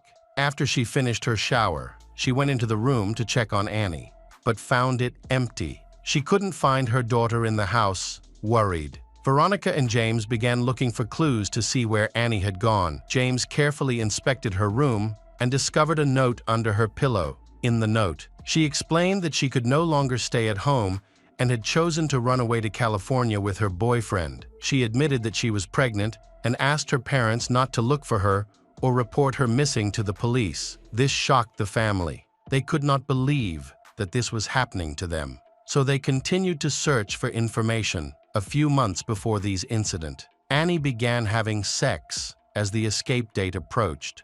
She noticed strange changes in her body. She felt weak, nauseous, and dizzy. Occasionally, she felt unwell for no apparent reason. Eventually, she thought she was pregnant, but when she took a pregnancy test, she got a negative result. The pregnancy test results show that Annie is not pregnant, which worries her because she has been mentally preparing to become a mother. Despite this, her decision to leave seemed strange and surprised her parents. Veronica and James, they had always provided her with love and support, and she appeared happy in their family. Often caring for her younger brothers, they felt her decision to leave was sudden and unprepared, as she had not shared with them her current situation or future plans. Naturally, her parents, Veronica and James, were concerned about her leaving. With her phone turned off, they quickly reached out to the police for help. Their biggest concern was who she ran away with. The police and her parents began contacting her close friends. While still attempting to reach her by phone, however, she ignored all their calls and messages. Annie's boyfriend was Darwin Christopher Bagshaw. They first met during a math class at school and quickly developed an attraction. Their secret relationship lasted 1.5 years before it was discovered. It was surprising that Annie's parents were unaware of her feelings, as she had kept her romance hidden from them. According to her best friend, she was deeply infatuated with Darwin and feared losing him during their time together. Their group of friends changed, as Veronica and James were unaware of the new friends Annie made. Then, Veronica managed to reach Darwin, suspecting that he might have run away with her daughter, Annie. Everyone was surprised when Darwin declared that he did not know where Annie was. He revealed that their relationship had ended, and at the time, she disappeared. She was dating someone new named LJ. Veronica and James were completely unfamiliar with LJ. They had never heard of him, while Veronica was reaching out to Annie's friends and acquaintances to learn more about him. James managed to track Annie's mobile phone using an app. He monitored its movement in real time on a map for a while. The phone was moving quickly. It was clear that Annie was not driving. But after a while of observation, the signal suddenly stopped and then disappeared. Veronica and James are unable to contact Annie until now. She had ignored all their attempts to contact her. They hurried to the store, searched the supermarket, and asked everyone if they had seen her. They showed photos of her, but no one recognized her. After reviewing the security camera footage, they still couldn't find her. Veronica continued to call out to her daughter, but she still did not respond. They are very worried, but still hope that everything will be fine with their daughter and wish for her to come home. On March 11, the day after Annie went missing, a man contacted the police. He noticed blood on the riverbank and initially thought it was from a wounded wild animal. When he got closer, he saw another pool of blood and a red shoe nearby. He found this suspicious, so he called the police. Forensic experts arrived at the scene and collected samples for analysis. The results showed that the samples belonged to the same person, because the last location Annie was seen coincided with where the blood was found. Investigators became suspicious. A search operation was soon organized. Divers were mobilized to examine the river, while others searched the shoreline. A rescue helicopter was also dispatched a few kilometers north of where the shoe was found. A girl in a red dress was found floating face down in the water. When the search party pulled her body from the water, they were unable to identify her. Her face was so badly disfigured that a forensic examination was needed to identify her. Most of her facial bones were crushed, and her nose was almost gone. The cause of death was determined to be multiple blows to the head with a blunt object, and that she had died the night she went missing. It was clear that she had died tragically after the body was discovered. Police reported through the media that they had found a girl of Asian descent with dark hair, believed to be under 20. When Veronica and James saw the news, they quickly recognized that it was their daughter, Annie. Although physical features do not match Annie's, but James recognized the red shoes he had given his daughter before she disappeared. Additionally, Veronica noted that the deceased wore a red dress that perfectly matched the one missing from their home. Veronica and James initially hoped it was just a coincidence and that the police had found another victim, but they felt uneasy. Identifying the body took time. It was determined that the victim wore braces and had her gallbladder removed, which matched Annie's details perfectly. Ultimately, dental records and DNA analysis confirmed that the body was Annie's at that moment. Any hope of Annie returning home vanished, and her parents were devastated afterward. Detectives went to Annie's home to search her room. They looked for any evidence that might help identify the criminal. During the search, they discovered a diary in which she wrote about her on-and-off relationship with Darwin on her 15th birthday. Annie expressed her desire to have children, yearning to be a young mother and care for her child. On March 1, 2012, she wrote that she was pregnant by Darwin. However, she later regretted it when a pregnancy test came back negative. She explained that she had been using birth control pills. The autopsy confirmed that she had never been pregnant. Further entries in her diary showed that she was wrong and just wanted to believe in her dream. She hoped this would help keep Darwin by her side, but he had no intention of building a real family with her. Veronica and James informed the police about their conversation with Darwin on March 14.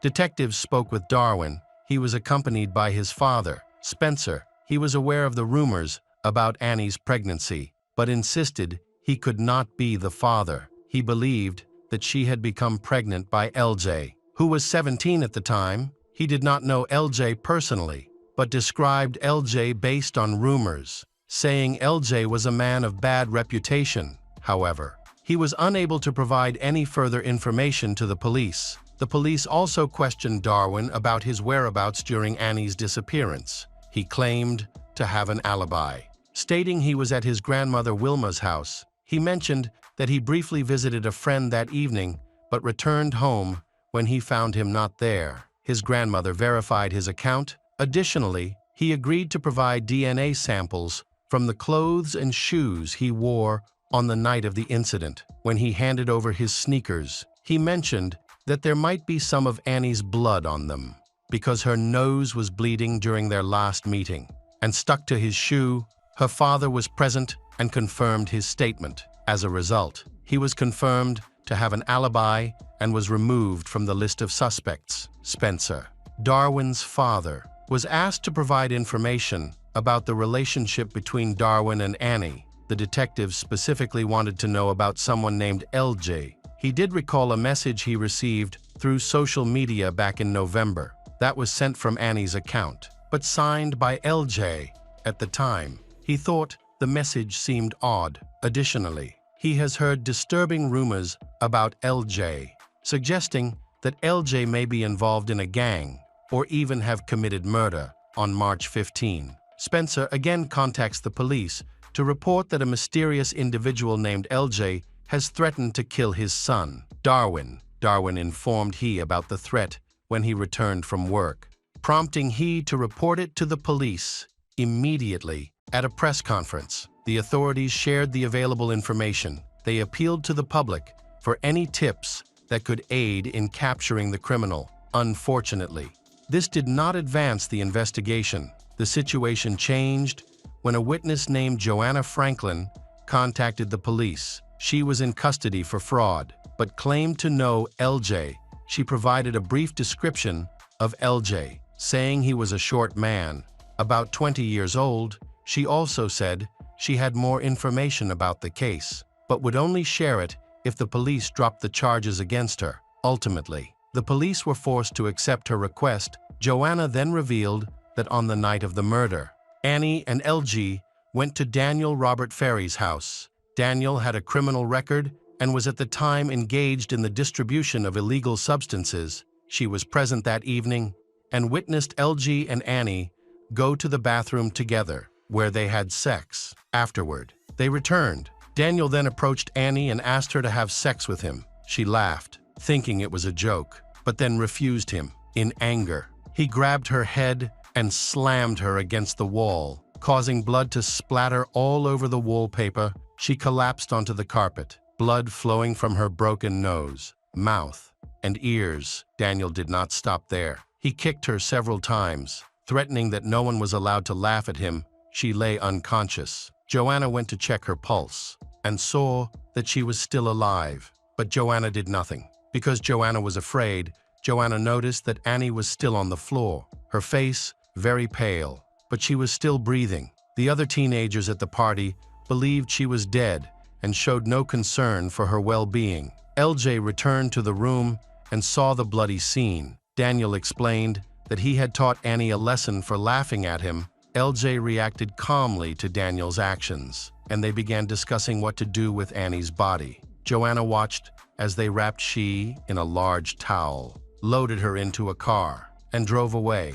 A few hours later, they returned without Annie. When asked about Annie's, they claimed they had gone swimming near the canyon, saying that she had regained consciousness but then fought with them and ran away. Joanna and the others realized this was a lie and understood they had disposed of her body. The police asked Joanna about Annie's clothing. Joanna described she as wearing a lot of red, shoes and a dress. Coincides with how she was discovered. To verify Joanna's statement, investigators went to the home of dealer Daniel. He denied any involvement in the crime and claimed he had not harassed or harmed anyone. Detectives obtained a search warrant for his house, anticipating they would find blood on the walls and carpet. However, they discovered that the wall Joanna mentioned had been recently painted, and the carpet was missing, according to police experience. It appeared that the house had been renovated in a suspicious manner. During a thorough examination, forensic scientists discovered stains on the floor that looked like blood. As they continued their investigation, they became increasingly convinced that Joanna was telling the truth. Daniel was arrested and brought in for questioning. Witness testimony confirmed that Daniel was indeed a gang member and had a criminal record for drug trafficking. During the interrogation, he was accompanied by his lawyer. He denied knowing LJ and Annie. Even when shown a photograph of her, he insisted he did not know her name. and maintained that he did not kill her. Despite Daniel's convincing testimony, detectives still suspected his involvement in Annie's murder. The lab results from stains collected at his house revealed they were not blood, but sauce. Aside from Joanna's testimony, there was no evidence to prove his guilt, forcing the detectives to release him. Later, they discovered that, during this time, he committed another crime. He may have been involved in an attack and kidnapping that took place in a nearby city, raising the authorities' suspicions even further. To clarify Daniel's whereabouts, authorities examined location data from his phone. The data showed that on March 10, the day Annie was murdered, he was in another city. After months of searching for evidence, investigators could not connect him to the crime, leading to his removal from the suspect list. Ultimately, Daniel confessed to the kidnapping and assault of another person, which he committed with a friend around the same time as Annie's murder. Proving they could not have been in two places at once, this indicated that they were not involved in Annie's death. The police reinterrogated Joanna. She admitted that she had made up the story. She wanted revenge on Daniel and knew that on the night of Annie's murder, he had kidnapped someone else. Her accusation misled the police, diverting their focus and allowing the real culprit to evade justice. Her lie wasted over a year of police investigation. Additionally, there were no leads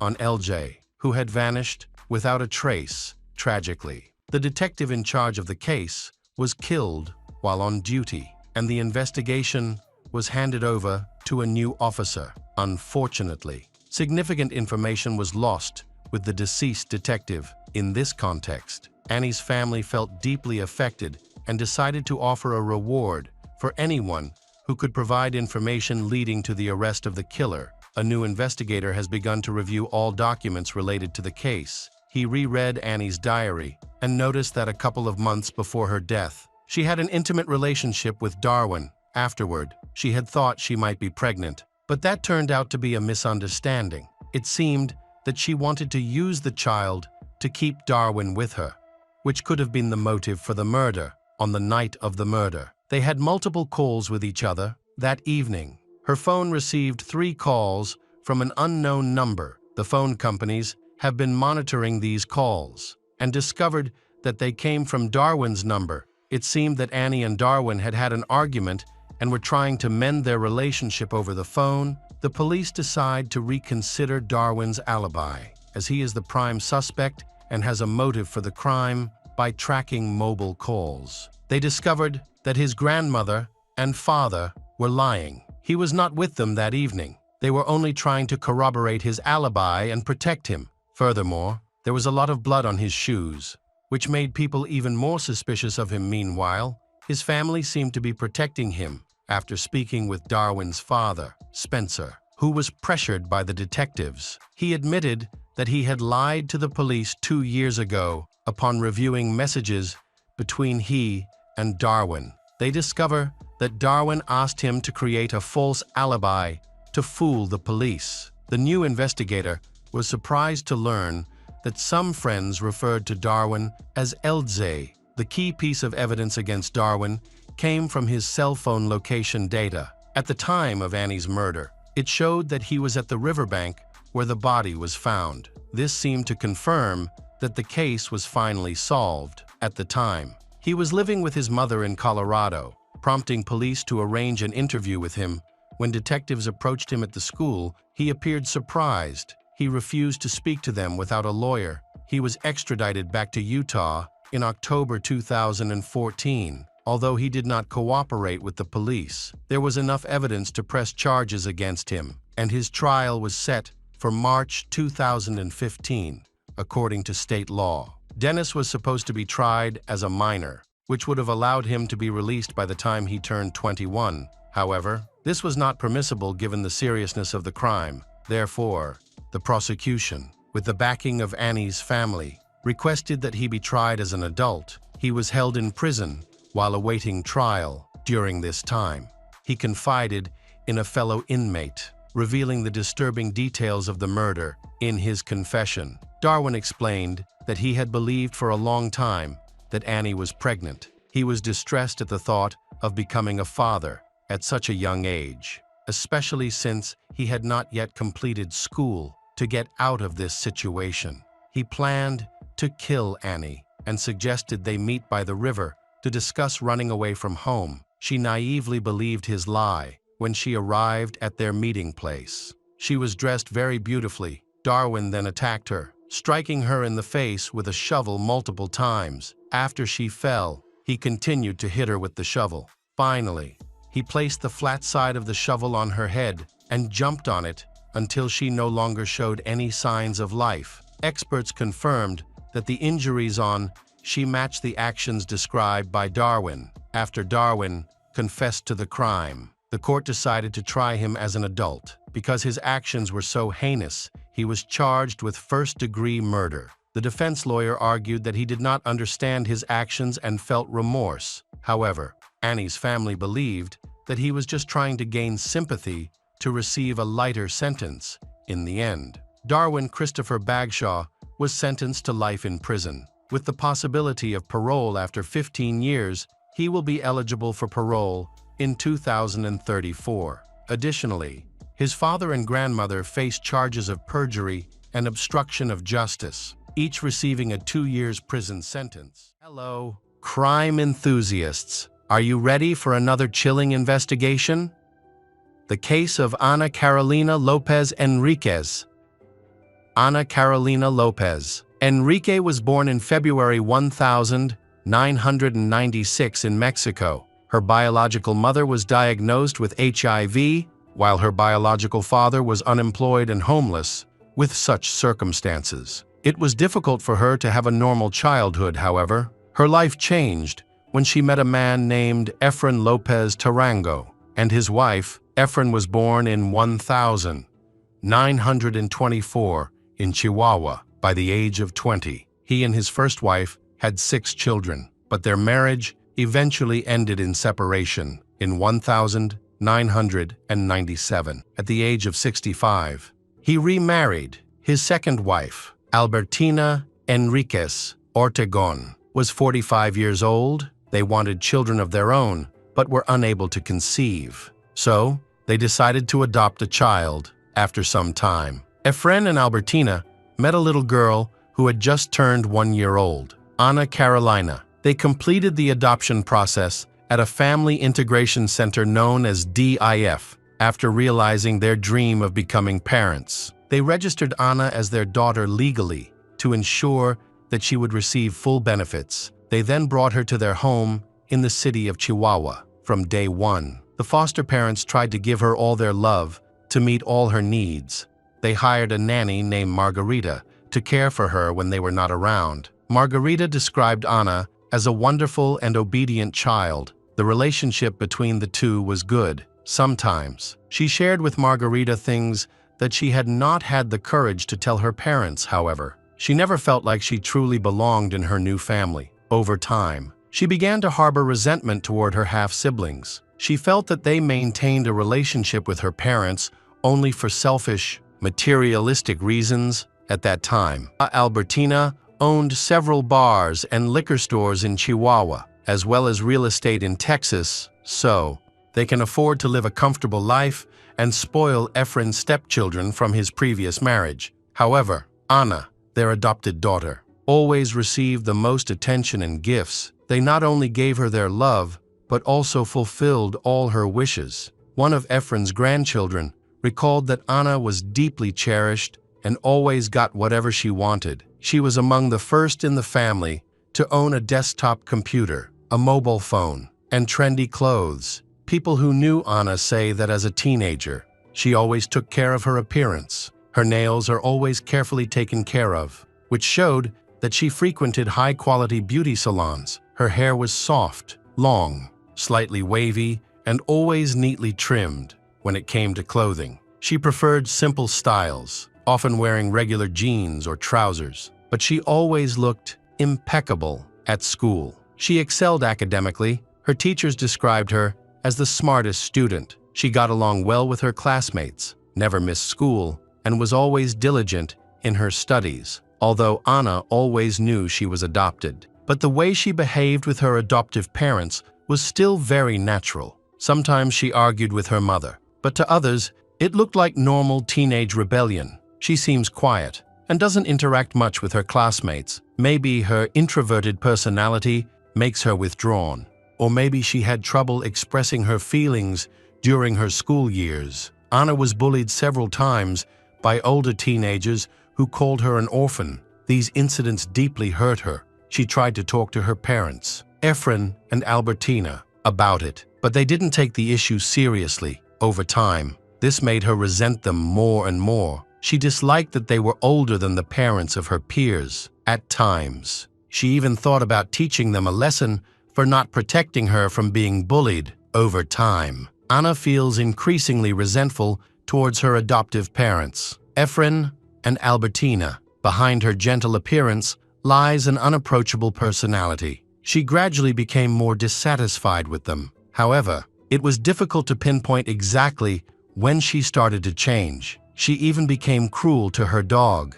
which really worried her parents. They concluded that she needed psychological help to uncover the root cause of her escalating aggression. So Efren and Albertina decided to send Anna to a boarding school in America. Before doing so, they planned a trip to Venice for her.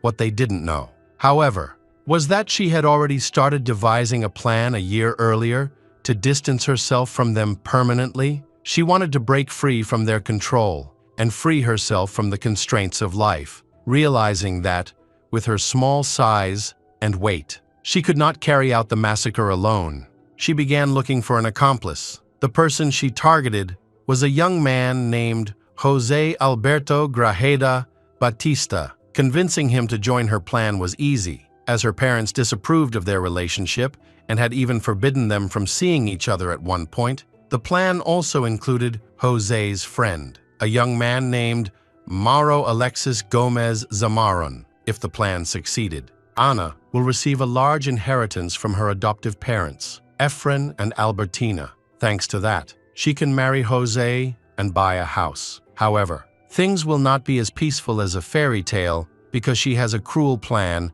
to kill both Efren and Albertina. Anna chose Friday, May 3, 2013, as the day to carry out her plan. She chose this day because Margarita was off work that day, and her father, Efren, would be out bowling from lunch until dinner. This means her mother, Albertina, will be at home with her after Efren left the house. She secretly brought in her accomplices, Mauro and Jose. She then went into the kitchen and called Albertina, pretending to need help finding a recipe. When Albertina arrived, Mauro silently approached her from behind and strangled her with a cable until she stopped resisting. She died, looking into the face of her adoptive daughter, Anna. While Anna stood by and watched her accomplices carry out the murder immediately after the attack, they injected Albertina with several doses of rat poison and hid her body. They then waited for Efren to arrive. When he entered the house, Anna used the same trick she had done with Albertina, luring him into the kitchen under the pretense of cutting fruit. There, he was caught off guard. Mauro quickly strangled him to stop him from breathing. However, Mauro was not sure that he was dead. So Mauro chained him to the table leg to prevent him from moving if he woke up. Ultimately, he was also injected with poison. With the first phase of their plan complete, the group stole all the money from the house and left to celebrate their success. When they returned, they drank beer and chatted casually, much like ordinary teenagers. The next morning, they cleaned up the crime scene, wrapped Efren and Albertina's bodies in plastic bags, loaded them into a white van. They then drove to the ring road, stopping briefly to buy gasoline, before selecting a suitable location to dispose of the bodies. A short while later, they realized they had nothing to ignite the corpses. They got back in the car and drove to the nearest store to buy matches. In the end, Jose burned their bodies. They were surprised that the fire spread so quickly that smoke was still clearly visible as they drove away. They then continued to burn Efren and Albertina's car. When they were done, they returned to the city. Mauro went straight home, while Anna and Jose stopped at a restaurant for something to eat. After visiting several stores to buy new mobile phones, Ana tried on various wedding rings, while Jose purchased a watch later in the afternoon. They attended a party at the place where Jose worked part-time as a waiter.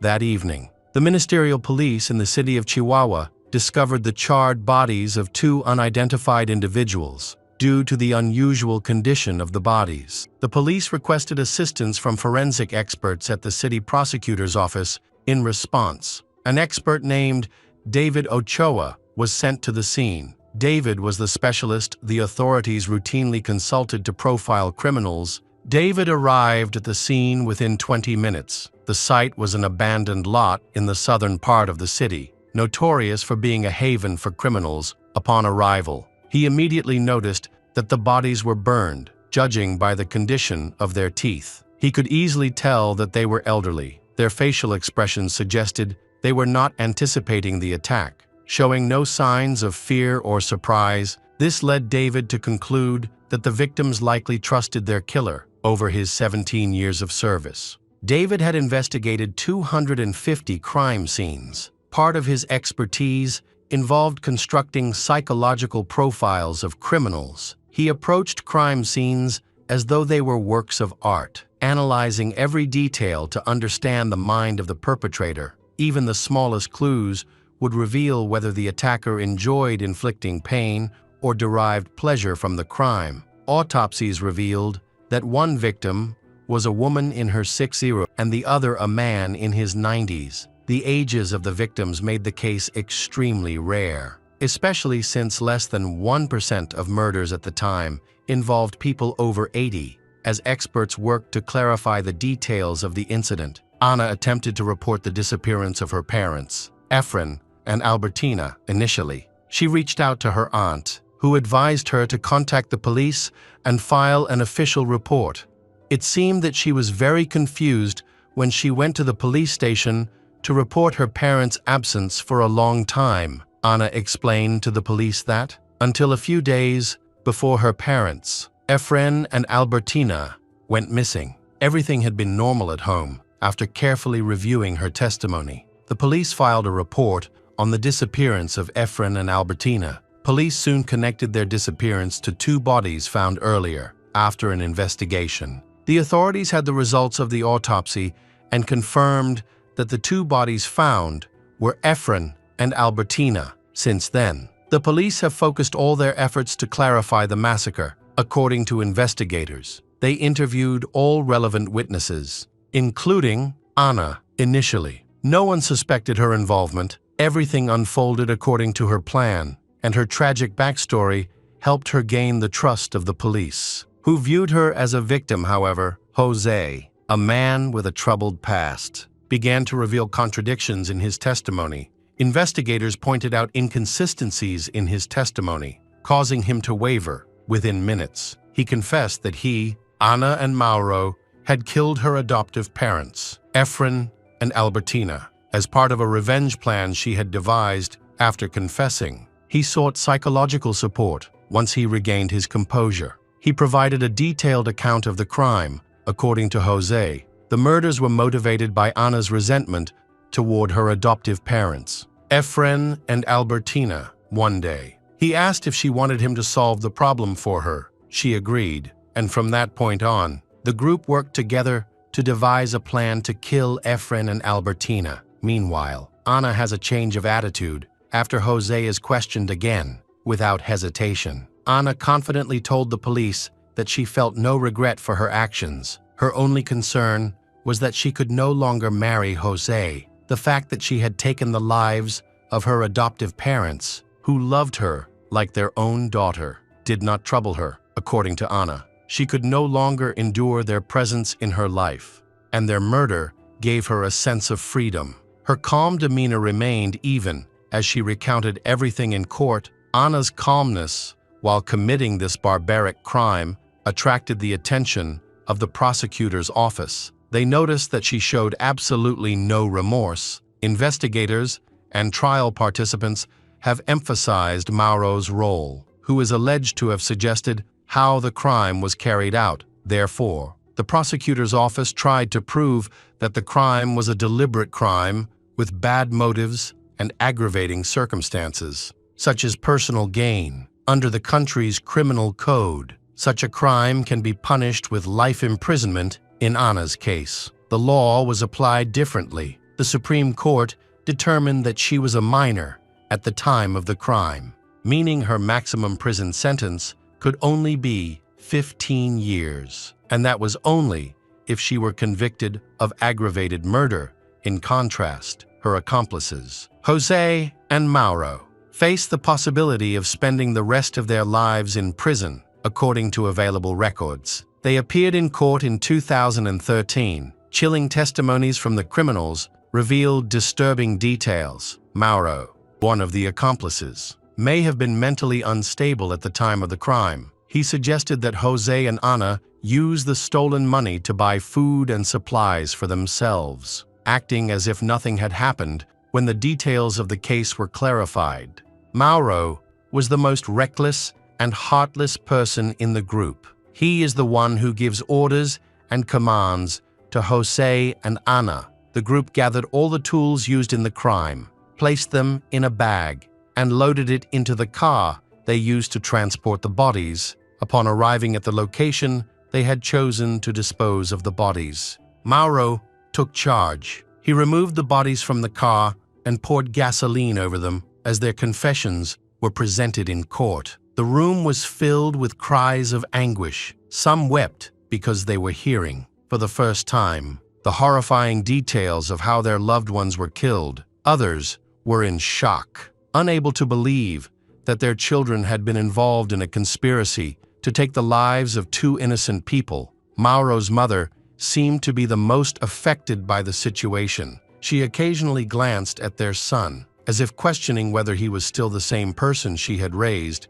Unlike Jose and Mauro, Anna's trial was held in private because she was still a minor. This worked to Anna's advantage, allowing for a shorter trial that focused primarily on her mental health issues. She had already undergone a psychological evaluation, and the results were included in the case. The report was both shocking and revealing. Experts noted that, despite her young age, the girl showed serious signs of psychological disorders. She was said to have sadistic tendencies, lacked empathy, had no conscience, and was not emotionally attached to her parents. Criminologist David Ochoa, who was involved in the investigation, remarked that it was extremely rare to encounter a young criminal who didn't cry. He was particularly astonished that Anna was capable of harming the very people who had taken her in and provided her with a life of luxury. The prosecution then made a final argument, asserting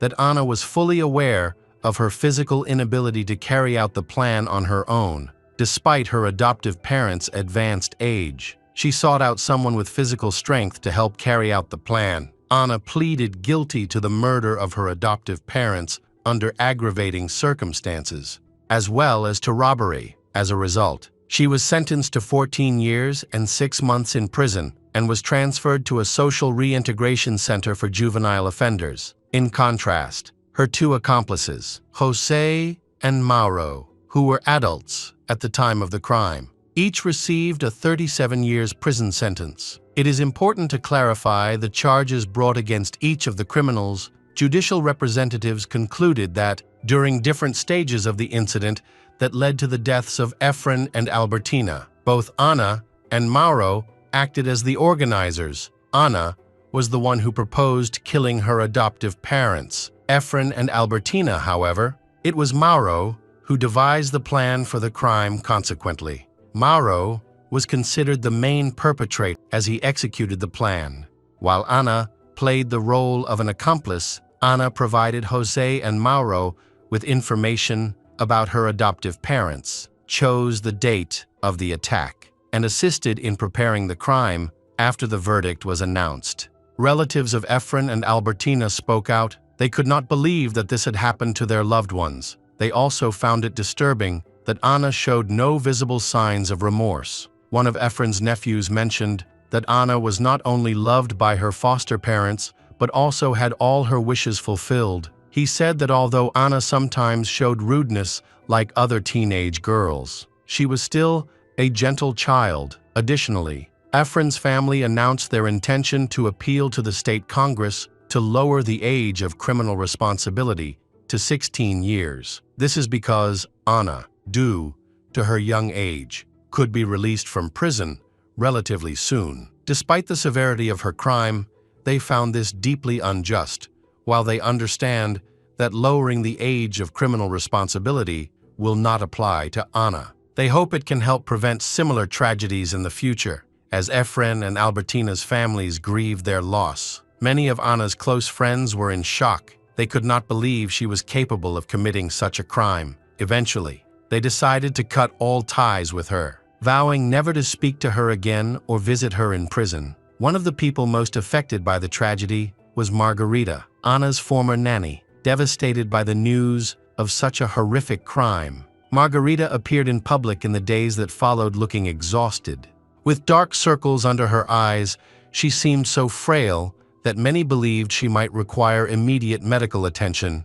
When speaking to journalists, Margarita expressed shock and disbelief, saying that Anna's actions were unacceptable. She could not understand why such a terrible thing happened, and no one seemed to be able to come up with a reasonable explanation. 4 months after Anna was sent to the Center for Social Reintegration of Juvenile Offenders, a brief article about her appeared in a local newspaper. It portrayed her as a model inmate who strictly followed all the rules set by the center's administration. It was reported that Anna had no issues with any of the other prisoners. She actively participated in the judo program and never missed a training session during this time. She also resumed her studies and expressed hope of one day pursuing higher education at a university. According to available information, the only visitors she received were her 2 aunts from her biological mother's side. Although Anna was sentenced to 14 years and 6 months in prison, she was released after serving only 5 years. Her release was handled with strict confidentiality, as her case had caused widespread public uproar. In March 2018, authorities decided to release her due to legal reforms addressing juvenile offenders. The changes reduced her maximum sentence to 5 years. After her release, Anna disappeared from public view, however. Reports indicate that Efren and Albertina's families filed a civil lawsuit to strip her of inheritance rights, arguing that her and her accomplices' actions led to the deaths of Efren and Albertina. Welcome back to our channel. Today, we will explore a new case, the case of Matthew Podolak. Matthew Podolak, known as Matt, was born on June 10, 1975, in Parma, Ohio, USA. He is the son of Patricia and Joseph Podolak.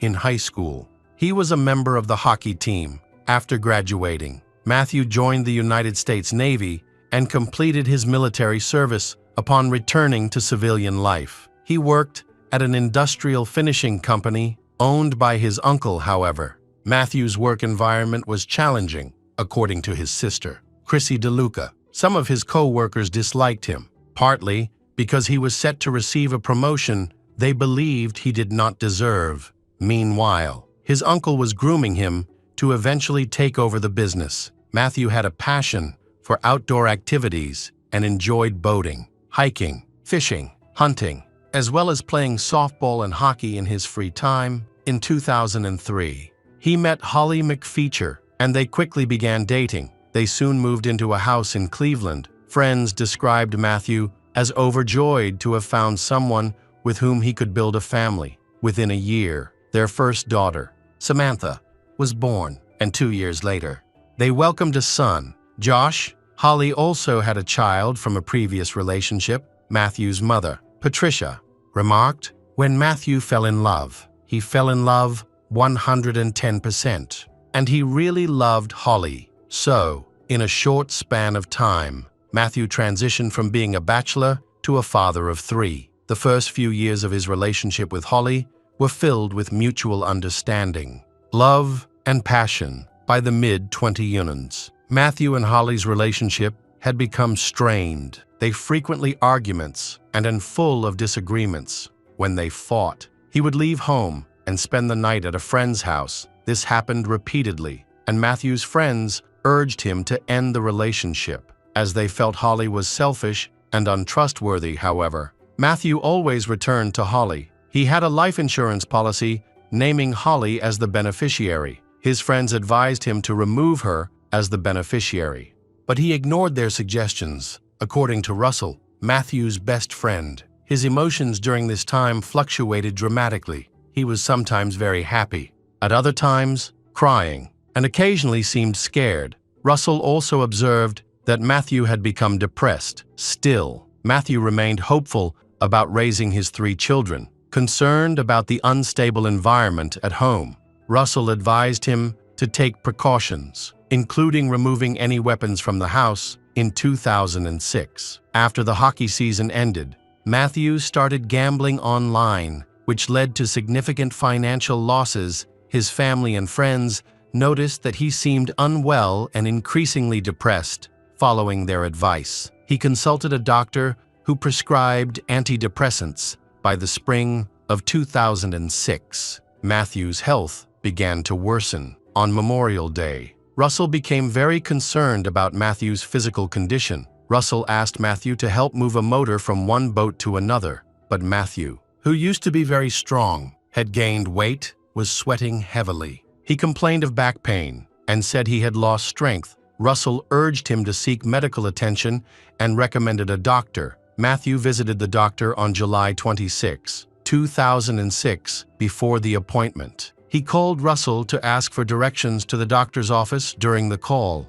Russell overheard Holly yelling at Matthew, insulting him by calling him too stupid to find the office. At the appointment, doctor diagnosed Matthew with kidney stones and prescribed medication for both the stones and the associated pain. At noon on July 30, Matthew called his father to tell him he had bought his daughter a fishing rod and wanted to plan a fishing trip in the coming days. That evening, Matthew attended a party with Russell. He later testified that Matthew's health seemed poor. Later that day, Matthew's father called an ambulance out of concern for his son, noting that Matthew sounded confused and very upset during a brief phone call. When the ambulance arrived, Matthew was taken to Parma Hospital with suspected multiple organ failure. At the hospital, doctors discovered that Matthew's kidneys were failing and diagnosed him with metabolic acidosis, a condition where his blood had become very acidic.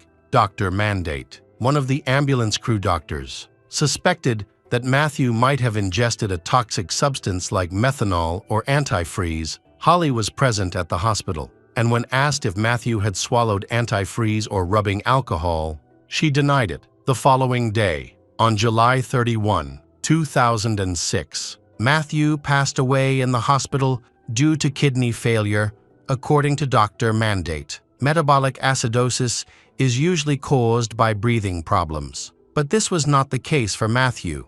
Instead, he explained that ethylene glycol, a toxic chemical found in antifreeze, could also cause metabolic acidosis. Matthew's death deeply affected his family and friends. Holly's friend, Rebecca Vega, supported her in the days following Matthew's passing. She accompanied Holly to the funeral home to make arrangements, but Vega noticed something strange. Holly displayed no emotion and even began whistling in the room where the coffin would later be placed. For visitors, she appeared completely indifferent. Russell also described Holly's behavior as if she were at a celebration, acting as though nothing had happened. Soon after, the day after Matthew's death, Holly went to the bank and withdrew money from his account using his bank card. She also wrote checks in his name and emptied the account entirely. After Matthew's mother reported Holly's actions to the police, Holly was arrested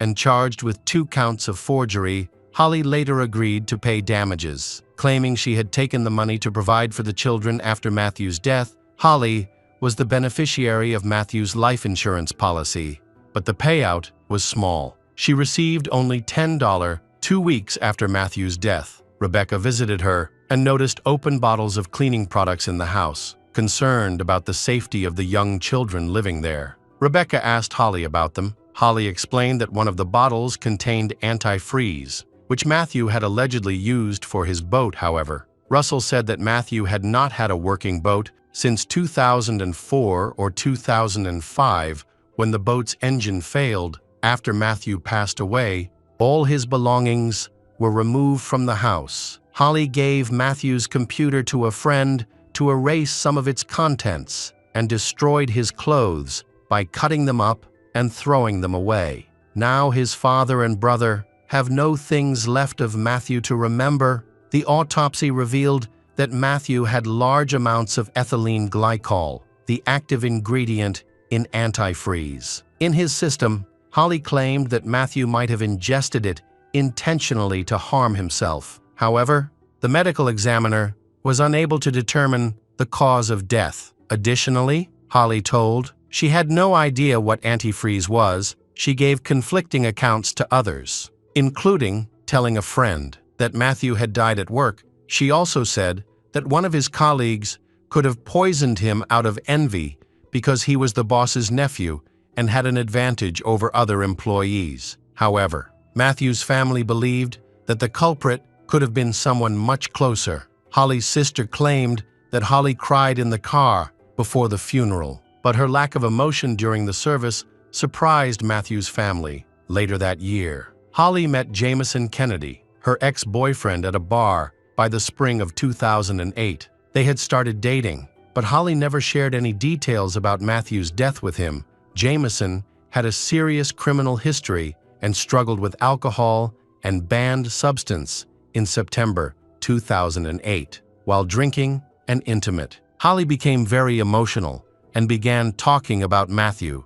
She cried, saying she just wanted everything to end and that she wanted to leave Cleveland. She expressed regret about what had happened. When Jameson asked her what she regretted, Holly admitted that she had put something in Matthew's drink that made him feel sick and ultimately caused his death. Jameson was uncertain whether Holly was being truthful. After hearing her confession, he consulted his old friend, a lawyer. Jameson confided in his friend that Holly had admitted to killing Matthew, believing the confession to be credible. His friend reported it to law enforcement. Later, Jameson called Holly to discuss her confession without informing her that their conversation was being recorded. He hoped she would reaffirm that Matthew's death was caused by her tampering with his drink. However, during the call, Holly firmly denied ever harming Matthew. After this, Jameson and Holly's relationship began to deteriorate. Jameson suspected her of being unfaithful. On November 8, 2008, he visited her house to confront her and express his anger. Frightened, Holly called the police. When officers arrived at the house, Jameson attacked them. He was arrested and charged with assault. He was subsequently sentenced to 10 years in prison for assaulting the officers following his arrest. Jameson decided to inform the police about Holly's confession, so there was more and more evidence pointing to Holly being involved in Matthew's death. Police had initially begun investigating Matthew's death in 2007 after the autopsy report was released. However, since the police did not consider Matthew's death to be a homicide, the case stalled. Dr. Galita, a forensic pathologist and medical examiner with over 10 years of experience, conducted Matthew's autopsy the day after his death. In January 2007, 6 months later, he released a detailed autopsy report co-signed by the county doctor. The report concluded that Matthew had died from ethylene glycol poisoning. Though the manner of death remained undetermined, Dr. Galita explained that after ethylene glycol entered Matthew's body, it traveled through his blood to his liver. A significant buildup of these crystals caused blockages, according to Dr. Galita. The flank pain Matthew had been suffering since May 20, 2006, was attributed to these blockages. Upon examining his kidneys, the doctor observed extensive damage, as well as signs that the organs were attempting to heal. Crystals were also found throughout other parts of Matthew's body, including his brain and ears. The examination further revealed that Matthew had very severe acute myocarditis. Dr. Galita concluded that myocarditis could not have developed from one episode of acute ethylene glycol intoxication. Instead, it would have required at least 3 months to manifest. He concluded that Matthew died of chronic ethylene glycol poisoning that occurred over a 3-month period. Matthew's friends noted that his favorite drink was raspberry iced tea, which he frequently brought to work. Matthew's friend mentioned that Holly occasionally delivered Matthew's lunch to work, which always included a bottle of raspberry iced tea. In August 2007, police discovered 2 bottles of Pensarn antifreeze in Holly's garage. In 2010, 3 years after the original autopsy report, the forensic expert issued an amended report concluding that Matthew had died from chronic ethylene glycol poisoning and declaring his death to be a homicide. The amended report did not change the cause of death, but changed the manner of death to homicide. In July 2012, Holly McFeature was charged with the aggravated intentional killing of Matthew Podolak and the distribution of a substance not intended for human consumption. Matthew's older brother, Mark, revealed that their family suspected Holly's involvement in Matthew's death. Investigators believed that Holly had been secretly adding antifreeze to Matthew's iced raspberry tea over the course of several weeks or even months. Holly pleaded not guilty and went to trial in 2013. The case against her relied entirely on circumstantial evidence during the trial. The prosecution called 15 witnesses, including Matthew's family, friends, his doctor, Dr. Galita, and several police officers involved in the investigation. Testimony covered Holly's suspicious behavior, a phone call she made to Matthew before he visited his doctor, and the fact that Matthew had not owned a working boat since 2004 and had no practical reason to use antifreeze. Meanwhile, Holly's defense attorney argued that Matthew's family and friends were quick to blame her without any concrete evidence, putting enormous pressure on law enforcement to act against her so soon after Matthew's death. The prosecution's main witness, forensic expert Dr. Galita, conducted the autopsy on Matthew. Dr. Galita provided a detailed explanation of how he determined that Matthew had been poisoned over a period of 3 months. He discovered crystals in Matthew's kidneys and signs of cardiac myocarditis, which are consistent with prolonged exposure to ethylene glycol. He ruled out other potential causes, such as fungal or viral infections, and clarified that myocarditis could not have been the result of a single acute exposure to ethylene glycol. Other witnesses supported Dr. Galita's findings. Matthew's friends testified that his health began to decline in the spring of 2006. In July 2006, he was diagnosed with kidney stones, and his condition worsened over time. Regarding Matthew's relationship with Holly, prosecution witnesses described it as increasingly strained. Holly's lawyers claimed that their client was not involved in Matthew's death. They argued that Matthew was depressed due to significant gambling losses, work-related struggles. The defense suggested that he intentionally ingested a fatal dose of antifreeze. They also maintained that Matthew's death resulted from a single instance of poisoning, rather than repeated doses over time. To support their argument, the defense called Dr. Robert Bucks, an expert from El Paso County, Colorado. He testified that Matthew's death was caused by acute poisoning, meaning a one-time exposure to ethylene glycol, which could indicate he was intent on self-harm. Dr. Bucks disagreed with Dr. Galita's conclusion that Matthew had myocarditis, and instead argued that Matthew likely suffered a heart attack. He further explained that myocarditis can occur without ethylene glycol poisoning, and that lower back pain is not a symptom of such poisoning. Additionally, Dr. Buck stated there is no link between kidney stones and poisoning. However, the prosecution presented evidence that, while Matthew experienced some depression, he was committed to being a father to his children and was making plans for them. Testimony also revealed that Matthew had sought medical treatment for both his mental health and physical issues. Jamison Kennedy testified in court, claiming that Holly had confessed to him that she spiked Matthew's drink. However, Holly denied ever making such a confession. Jamison's testimony was supported by Inspect Mike Quinn, who noted that when Jameson told law enforcement of Holly's confession, there was no public knowledge that Matthew had died from ethylene glycol poisoning. This refutes the theory that Jameson might have fabricated his testimony based on information he heard elsewhere. Holly, however, argued that Jameson made the accusation either to secure a reduced sentence for his own crimes or to take revenge on her. The jury spent 3 days deliberating and weighing the evidence and testimony presented before the court. Ultimately, on August 28, 2013, they found Holly McFeature guilty on all counts related to the death of Matthew Podolak. Evidence of questionable conduct, particularly her use of ethylene glycol and her strained relationship with Matthew, played a significant role in Holly's conviction. The court sentenced Holly to life in prison, with the possibility of parole after 30 years. This decision reflected the seriousness of the case, as well as the significant risk that Holly's actions posed to others. Although she would be eligible to apply for parole after 30 years, the success of her parole request would remain a major challenge and was uncertain. Welcome back to our channel. Today, we will explore a new case, the case of Daniel LaPlante.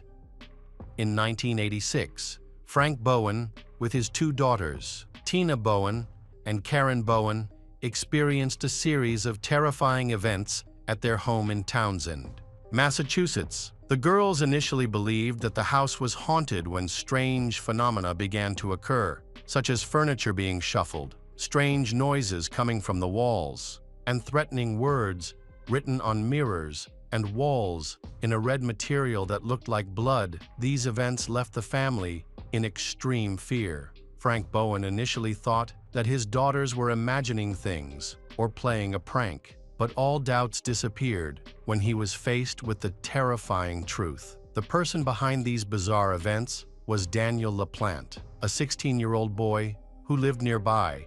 In addition to trying to scare the Bowen family, Daniel secretly lived in their house for about 2 months. Taking refuge in the walls and narrow spaces between rooms, Daniel used secret passageways in the house to spy on and manipulate the family. The truth was discovered when Mr. Frank found Daniel in the house. Confronting him with a weapon in his hand, police later determined that Daniel had cut holes in the walls to move around undetected, turning the Frank home into a hiding place. Daniel LaPlante, often referred to as Danny, was born on May 15, 1970, in Townsend, Massachusetts. He grew up with his parents and 2 brothers. But his childhood was far from happy. Daniel endured various forms of abuse from his father, including physical, emotional, and abuse. After cutting ties with his father, Daniel began living with another man, who also treated him cruelly. Their home was an unhealthy environment, filthy and cluttered with garbage, with a yard full of trash and stray animals roaming freely. This atmosphere contributed to Daniel's growing disillusionment with life. He became rebellious, and his teachers frequently complained about his behavior. What began as troubling behavior eventually escalated into self-destructive tendencies. Daniel struggled socially, performed poorly in school, and was described by his classmates as strange, unhygienic, and unpleasant. Most avoided him because of his appearance and behavior, concerned by his actions. The school referred Daniel to a psychiatrist for help during their sessions. It was discovered that Daniel had dyslexia and attention deficit hyperactivity disorder. While the psychiatrist initially appeared to want to help, he instead exploited Daniel's vulnerabilities. Over the course of a year, the psychiatrist coerced Daniel into an abuse relationship, further compounding the trauma he had already endured throughout his life. By 1986, as a teenager, desperate to escape his life of torment, Abuse began committing petty thefts in his neighbors' homes. Initially, he focused on stealing specific items, but over time, he shifted his focus to instilling fear in the residents. He started leaving cryptic, unsettling messages, rearranging household items to confuse the homeowners, and scattering crumbs and food stains throughout the houses. One of the homes he targeted belonged to the Bowen family. The Bowen family lived in Townsend, Massachusetts. In the same county as Daniel, the household consisted of Frank and his 2 daughters. The girl's mother had recently passed away from cancer, leaving the family grief-stricken and struggling to adjust to their drastically changed lives when Daniel broke into their home. He noticed the family portraits, which radiated a sense of closeness and warmth. This enraged Daniel, who felt deeply unhappy with his own life. To him, such a family seemed like an impossible dream. It was then that he devised a sinister plan toward the end of 1986. One evening, Tina Bowen received an anonymous call from a young man who introduced himself as Daniel LaPlante. When Tina asked how he had gotten her phone number, Daniel claimed he attended the same school as her and had obtained it through a mutual friend. Curious, Tina asked if they had met before, and Daniel provided a false description of himself to spark her interest. He claimed to have bright blonde hair, an athletic build,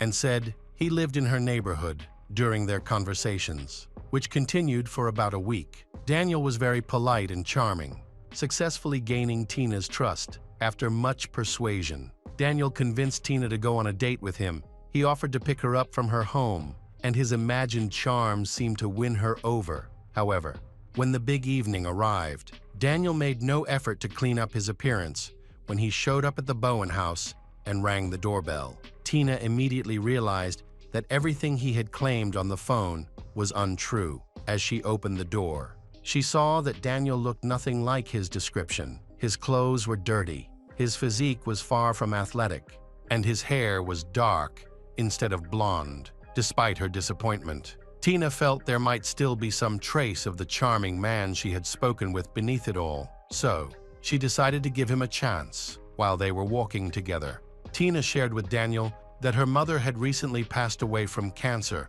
Instead of offering comfort, Daniel began asking her unsettling questions about her mother's appearance after death, what it was like to witness death up close, and the extent of her mother's suffering before she passed. The conversation was so unusual and inappropriate that it felt nothing like the casual evening chats Tina was used to.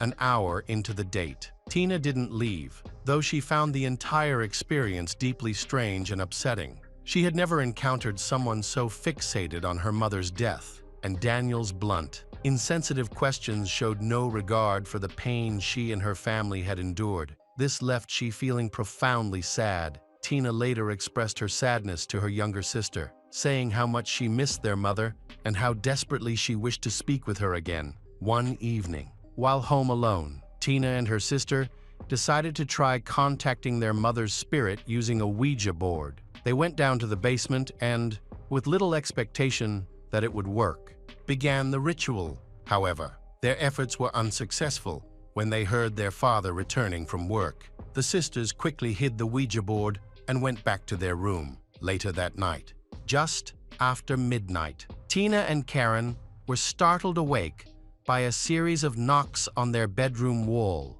Excited, the sisters believed it was their mother attempting to communicate with them. They felt their spiritualism session had not been in vain when they asked directly if it was truly their mother. A loud knock sounded on the wall, which the girls took as a definite yes. For several nights, strange events continued to occur, but only Tina and Karen were aware of them. However, when they tried to show their father the supernatural activity, nothing happened. It all began with faint knocks on the walls, but soon objects started disappearing. Items left on the table were found scattered on the floor the next day. The girls noticed furniture moving on its own, and food and drinks vanishing mysteriously. These occurrences unsettled them, and they began doubting that it was their mother trying to communicate. After all, their mom wouldn't frighten them like this. When the girls explained everything to Frank, he dismissed their claims. He believed the so-called supernatural events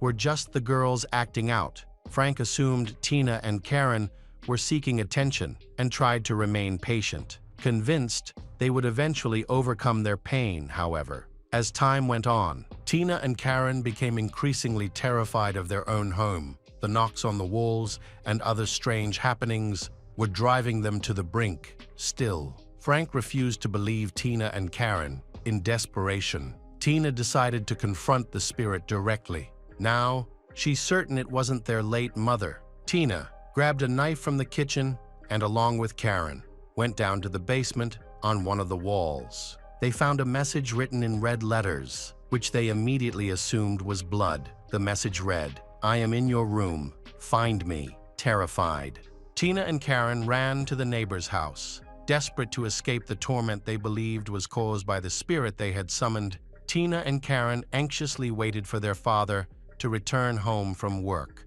When Frank arrived, he immediately noticed the chaos upon seeing the message on the basement wall. He quickly realized it was written in tomato sauce. Furious, he lashed out at his daughters, scolding them for going too far and damaging their own home. He told them they needed a healthier way to deal with their pain, and even threatened to send Tina and Karen to a psychotherapist after this unsettling incident. Everything seemed to go back to normal. The supernatural events stopped, and the family began to relax. Life resumed its usual peaceful rhythm. The girls behaved calmly, and Frank continued his work as if nothing had happened. However, one day, a knock on the wall signaled the ghost's return. Tina and Karen, consumed by fear, returned to the basement, where all their troubles had begun. Suddenly, they heard another loud knock from upstairs. Panicked, they ran to Tina's bedroom,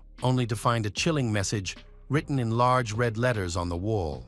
"I'm back. Find me if you can." Tina grabbed her sister's hand, and they fled the house, seeking help from their neighbor, alarmed by the sister's story and their state. The neighbor promptly called Frank to inform him of what was happening.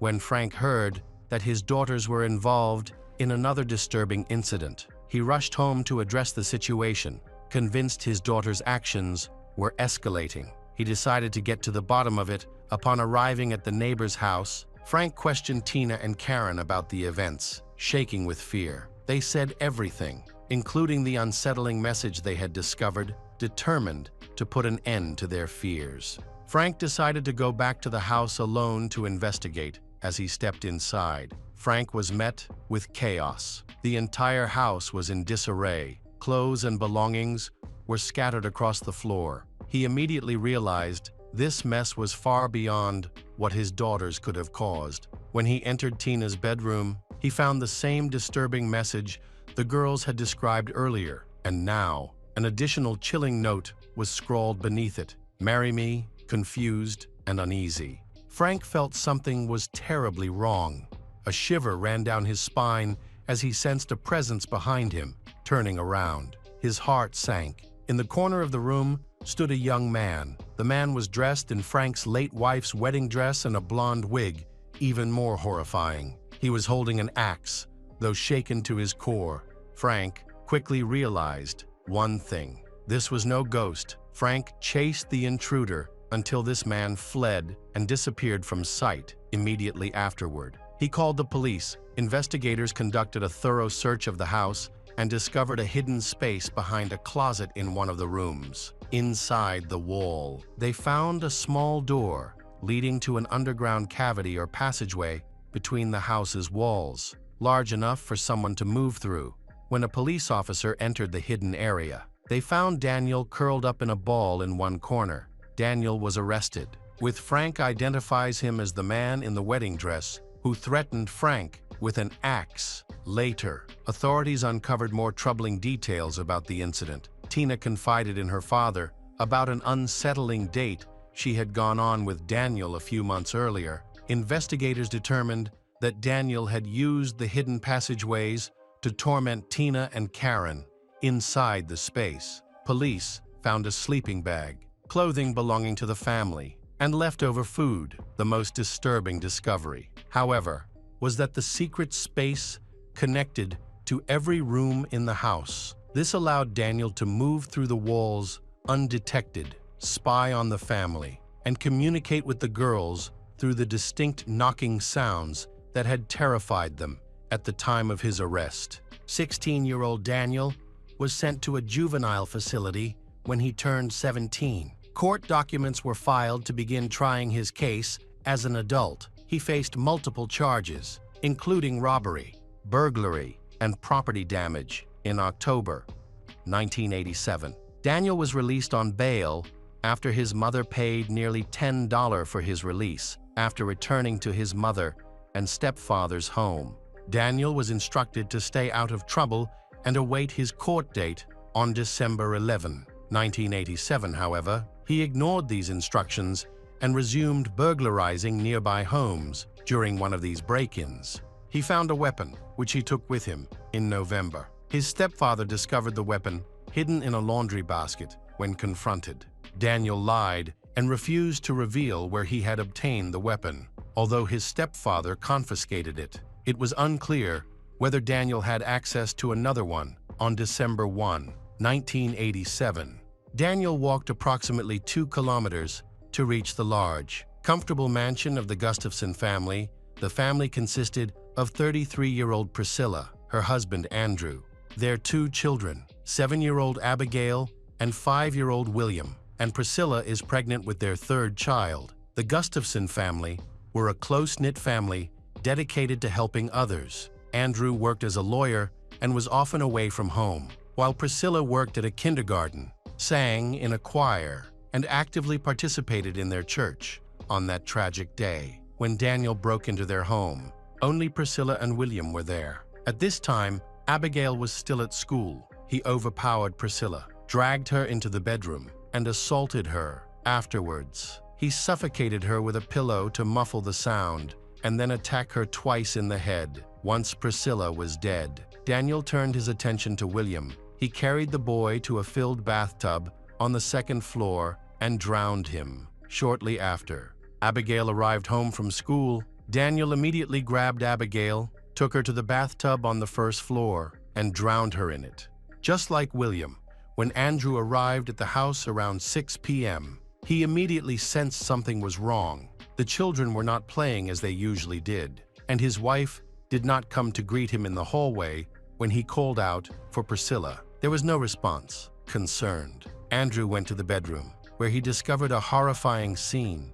Priscilla was lying lifeless in an unnatural position, with bloodstains all around, in shock. Andrew called the police right away. He could not even search the house to find the children when the investigators arrived. They found Andrew in such a state of shock that he was unable to think clearly during their search of the house. The police discovered the bodies of the children. Among the evidence collected were 2 spent cartridges from a weapon, strands of the attacker's hair on the bed and on Priscilla's body, an open beer can, and shoe prints near the entrance. Suspicion quickly fell on Daniel, a recently paroled young man who lived near the Gustafson home. He was known for his skill in breaking into nearby houses, which made him a prime suspect. While investigators were searching for him, Daniel was at the city library when questioned about his whereabouts on December 1. He claimed he had been at a family birthday party. He denied any involvement in the case of the Gustafson family and expressed sorrow over what had occurred. The police initially appeared to believe his story, but later, they visited Daniel's home with additional questions and a search warrant. When Daniel was sitting on the porch, spotted the police car, he immediately realized they were there for him. So, he fled and hid in the woods. Daniel's actions confirmed the investigators' suspicions were right, and them to search Daniel's house inside. They discovered several shoe soles that matched the footprints found near the Gustafson home. They also found fibers that appeared to be connected to the crime. A sock with saliva stains likely used to gag Priscilla. A .22 caliber shell casing similar to one found at the crime scene, and a cordless phone stolen from the Gustafson home. Additionally, the Daniel family's car was examined. They revealing weapon in the glove compartment. Police quickly called for reinforcements to search for Daniel, the main suspect in the case of the Gustafson family. Over 50 officers participated in the search, aided by helicopters and sniffer dogs that thoroughly combed the forest. A crucial tip came from an emergency call. The caller revealed that Daniel had threatened her with a gun and forced her to drive him away in her truck. Thankfully, she managed to escape. This information helped investigators identify the model of the car Daniel used to flee on the run. He committed several additional robberies, leaving witnesses at the scenes who later reported him to the police. Daniel LaPlante was arrested on December 3, 1987, at 6:03 p.m. while trying to hide behind a garbage can in Ayers Town at the time of his arrest. He was armed and had committed several crimes while evading capture. Daniel's trial began in October 1988, when he was 18 years old, although most of his crimes occurred when he was a minor. The judge decided to try him as an adult. Daniel pleaded not guilty. Despite strong evidence against him, Daniel's defense claimed he was mentally unfit to stand trial, but a psychiatric evaluation determined that he could understand right from wrong and was fit for trial. The jury found Daniel LaPlante guilty of murdering the Gustafson family and sentenced him to 3 consecutive life terms without the possibility of parole in 1993. Daniel attempted to appeal his sentence, arguing that the search warrant for his home was issued improperly, but he was unsuccessful. In 2000, Daniel requested a transfer to another prison due to safety concerns after receiving threats from fellow inmates, and this request was approved. Then, in 2013, Daniel expressed dissatisfaction with not being allowed to practice his religion freely because his rituals would have required ingredients like blood and banned substance. In 2017, Daniel submitted a petition seeking a reduced sentence, claiming he was under 18 when he committed the crimes, so he should not be sentenced to life without the possibility of parole. He aimed to serve just 1 life sentence instead of 3 consecutive ones.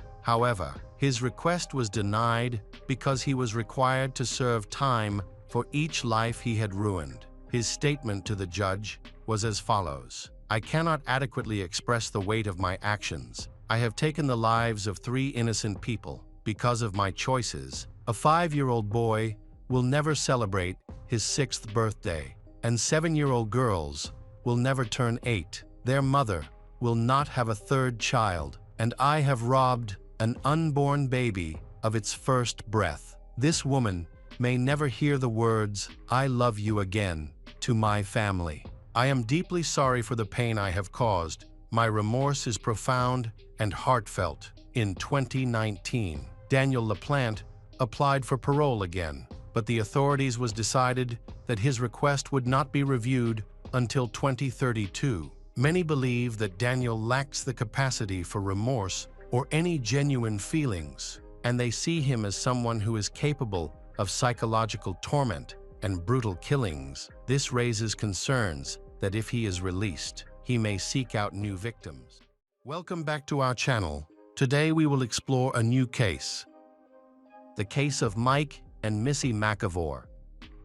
During a tropical storm in the Florida Keys, Missy McIvor and Mike were murdered in their home. Missy was 9 months pregnant at the time, which made the case especially heartbreaking, not only for the police investigating, but also for the entire state of Florida today. We explore this shocking murder. Susan Michelle Emil, also known as Missy, was born on July 24, 1962, in Titusville, Pennsylvania. From a young age, she had the ability to draw others in. She had a warm smile, a caring nature, and a kind heart. Missy had a deep love for children, which she pursued by becoming an elementary school teacher, a dream she cherished and worked hard to achieve. Mike McIvor was born on April 15, 1961, in Cincinnati, Ohio. His parents had a deep passion for airplanes, a relatively new invention at the time. His mother worked as a flight attendant, while his father was an airline captain for Mike's family. Airplanes were not only a source of income, but also a shared love. Many childhood photos show Mike disassembling and reassembling planes with his family. Mike pursued his passion from childhood all the way to his career and eventually became a professional pilot. In 1987, he met a girl named Missy, and he fell in love with her immediately. They first laid eyes on each other at a nightclub and talked non-stop all night. They felt like they were destined to be together. So they decided to start a serious relationship. 2 years later, Mike and Missy moved to Key Largo, where they bought a spacious house. In May 1990, they got married in a small ceremony in their backyard. Everyone who witnessed their marriage agreed that they were a perfect couple. Mike was healthy and successful, while Missy was beautiful, caring, and kind. They were both good people and had the potential to be wonderful parents. In January 1991, Missy found out she was pregnant. They began converting the living room into a nursery and were excited to plan every detail for their first child. The tropical storm hit the area in late August. Bringing heavy rains and strong winds, Mike and Missy attended Lamaze classes together. They had chosen a name for their child and were looking forward to Missy giving birth naturally as soon as class ended. The sky darkened with ominous clouds, and lightning flashed in the distance. That Lamaze class would be the last time anyone saw Missy and Mike alive. The storm hit on the night of August 21st, and after it passed, everyone returned to their normal routines. Children began arriving at Key Largo Elementary School, and teachers discussed the terrible storm that had just occurred. However, Missy did not show up for work that day whenever she took a day off. She always called ahead to avoid worrying her students. Demonstrating her dedication to her job, Missy's absence was not only unusual, but also alarming. Worried, her colleagues called Missy's home, but no one answered. They continued to call Mike's sister, Sharon, to inquire about the situation after hearing the news. But Sharon called Missy's home, but no one answered her either. She tried again, but still, no one picked up. Strangely, even Mike and Missy's answering machine was not working. Sharon informed Missy's colleagues that she was unable to contact her, prompting them to visit Missy and Mike's home. The door was locked, and all the curtains were drawn except for one, which was only partially open, allowing the colleagues to catch a glimpse of the living room. They were shocked to find a person lying motionless on the floor, with only the person's feet visible. Her colleagues felt worried after witnessing such a disturbing scene through the window. Missy's neighbor then noticed something unusual and decided to check it out. When Missy's colleagues informed him about the situation inside the house, feeling that something was wrong, the neighbor decided to break down the door. When they entered the house, they found Mike lying on his back on the floor, his arms and legs spread out. His head was wrapped in tape. His mouth was also covered with tape, and white socks were placed in front of him. Shocked, they quickly called the police to report the incident. The police arrived promptly to investigate the scene. While searching the house, they found a shoe print on Mike's throat and a metal bar in the kitchen. The police believe the metal bar was the murder weapon and that the killer may have stomped on Mike's throat before killing him in the master bedroom. Missy's body was found. Her wrists were tied to her ankles with what appeared to be a clothesline, and a tie was wrapped tightly around her neck. 2 pieces of tape covered her eyes. Missy had been abused while she was pregnant and then strangled to death. In the following months, the townspeople began installing alarm systems and purchasing weapons, worried that they might be the next victims. Meanwhile, the police were trying to determine what had happened. They believed that the killer had cut the phone lines and entered Missy's house using a ladder left by a contractor. The timing of the attack during a storm allowed him to enter and exit the house undetected. Interestingly, the killer only had a metal bar with him and used items found in the house to tie up his victims, suggesting that he was experienced. DNA was collected from the crime scene, including semen samples found on various parts of Missy's body. The results of the autopsy confirmed that both Mike and Missy died from strangulation. Mike suffered injuries from being struck with the metal bar, but he also had severe bruising on his abdomen, indicating that he had been kicked in the stomach. Additionally, his throat was severely damaged from being trampled. The strangulation marks on Missy's neck indicated that she had fought back for some time, forcing the killer to attempt multiple strangulation maneuvers before ultimately killing her. Tragically, her child, Kyle, died from a lack of oxygen in the womb during the attack. Police believe that Missy was the primary target and that the perpetrator may have known Mike. As a result, the police began questioning people she knew. Police eliminated 3 potential suspects after they volunteered to provide DNA samples. The police then noticed that some of Mike's business dealings did not appear to be entirely transparent. They discovered that Mike had made several trips to a notorious drug manufacturing center during the height of Miami's illegal drug trade. The police investigated Mike's business dealings, but ultimately, this investigation went nowhere.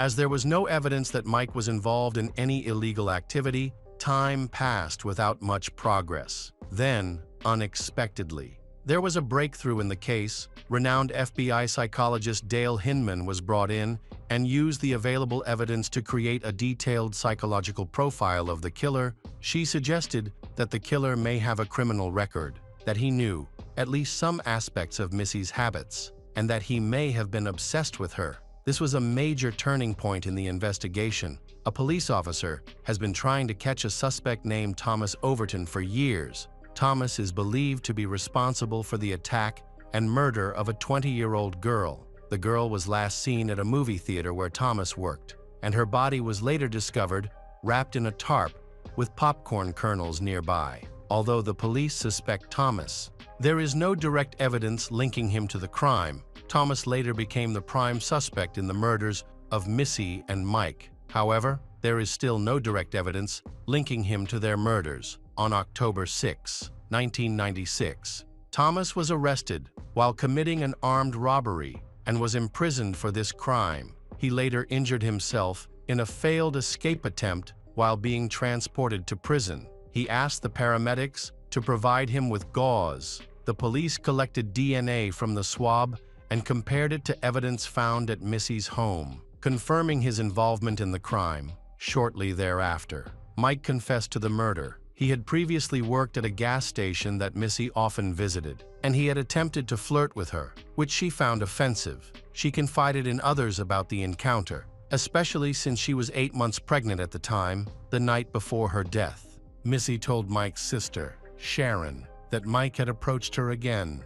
This time, more aggressively. She had no idea that Mike had seen her address on a check she had written and had been stalking her for days. Thomas regularly visited Missy's home to spy on her. Revealing his disturbing obsession with her, he noticed contractors coming in to build a nursery for Missy's family on August 21st. During a storm, Thomas put on a mask, black military fatigues, and gloves, and went to Missy's house. He climbed a ladder to the nursery, opened the glass door, and quietly entered. At that time, Mike was in the kitchen and was probably unaware that Thomas was coming up behind him. Suddenly, Thomas hit Mike on the head with a metal bar, causing Mike to instinctively fight back.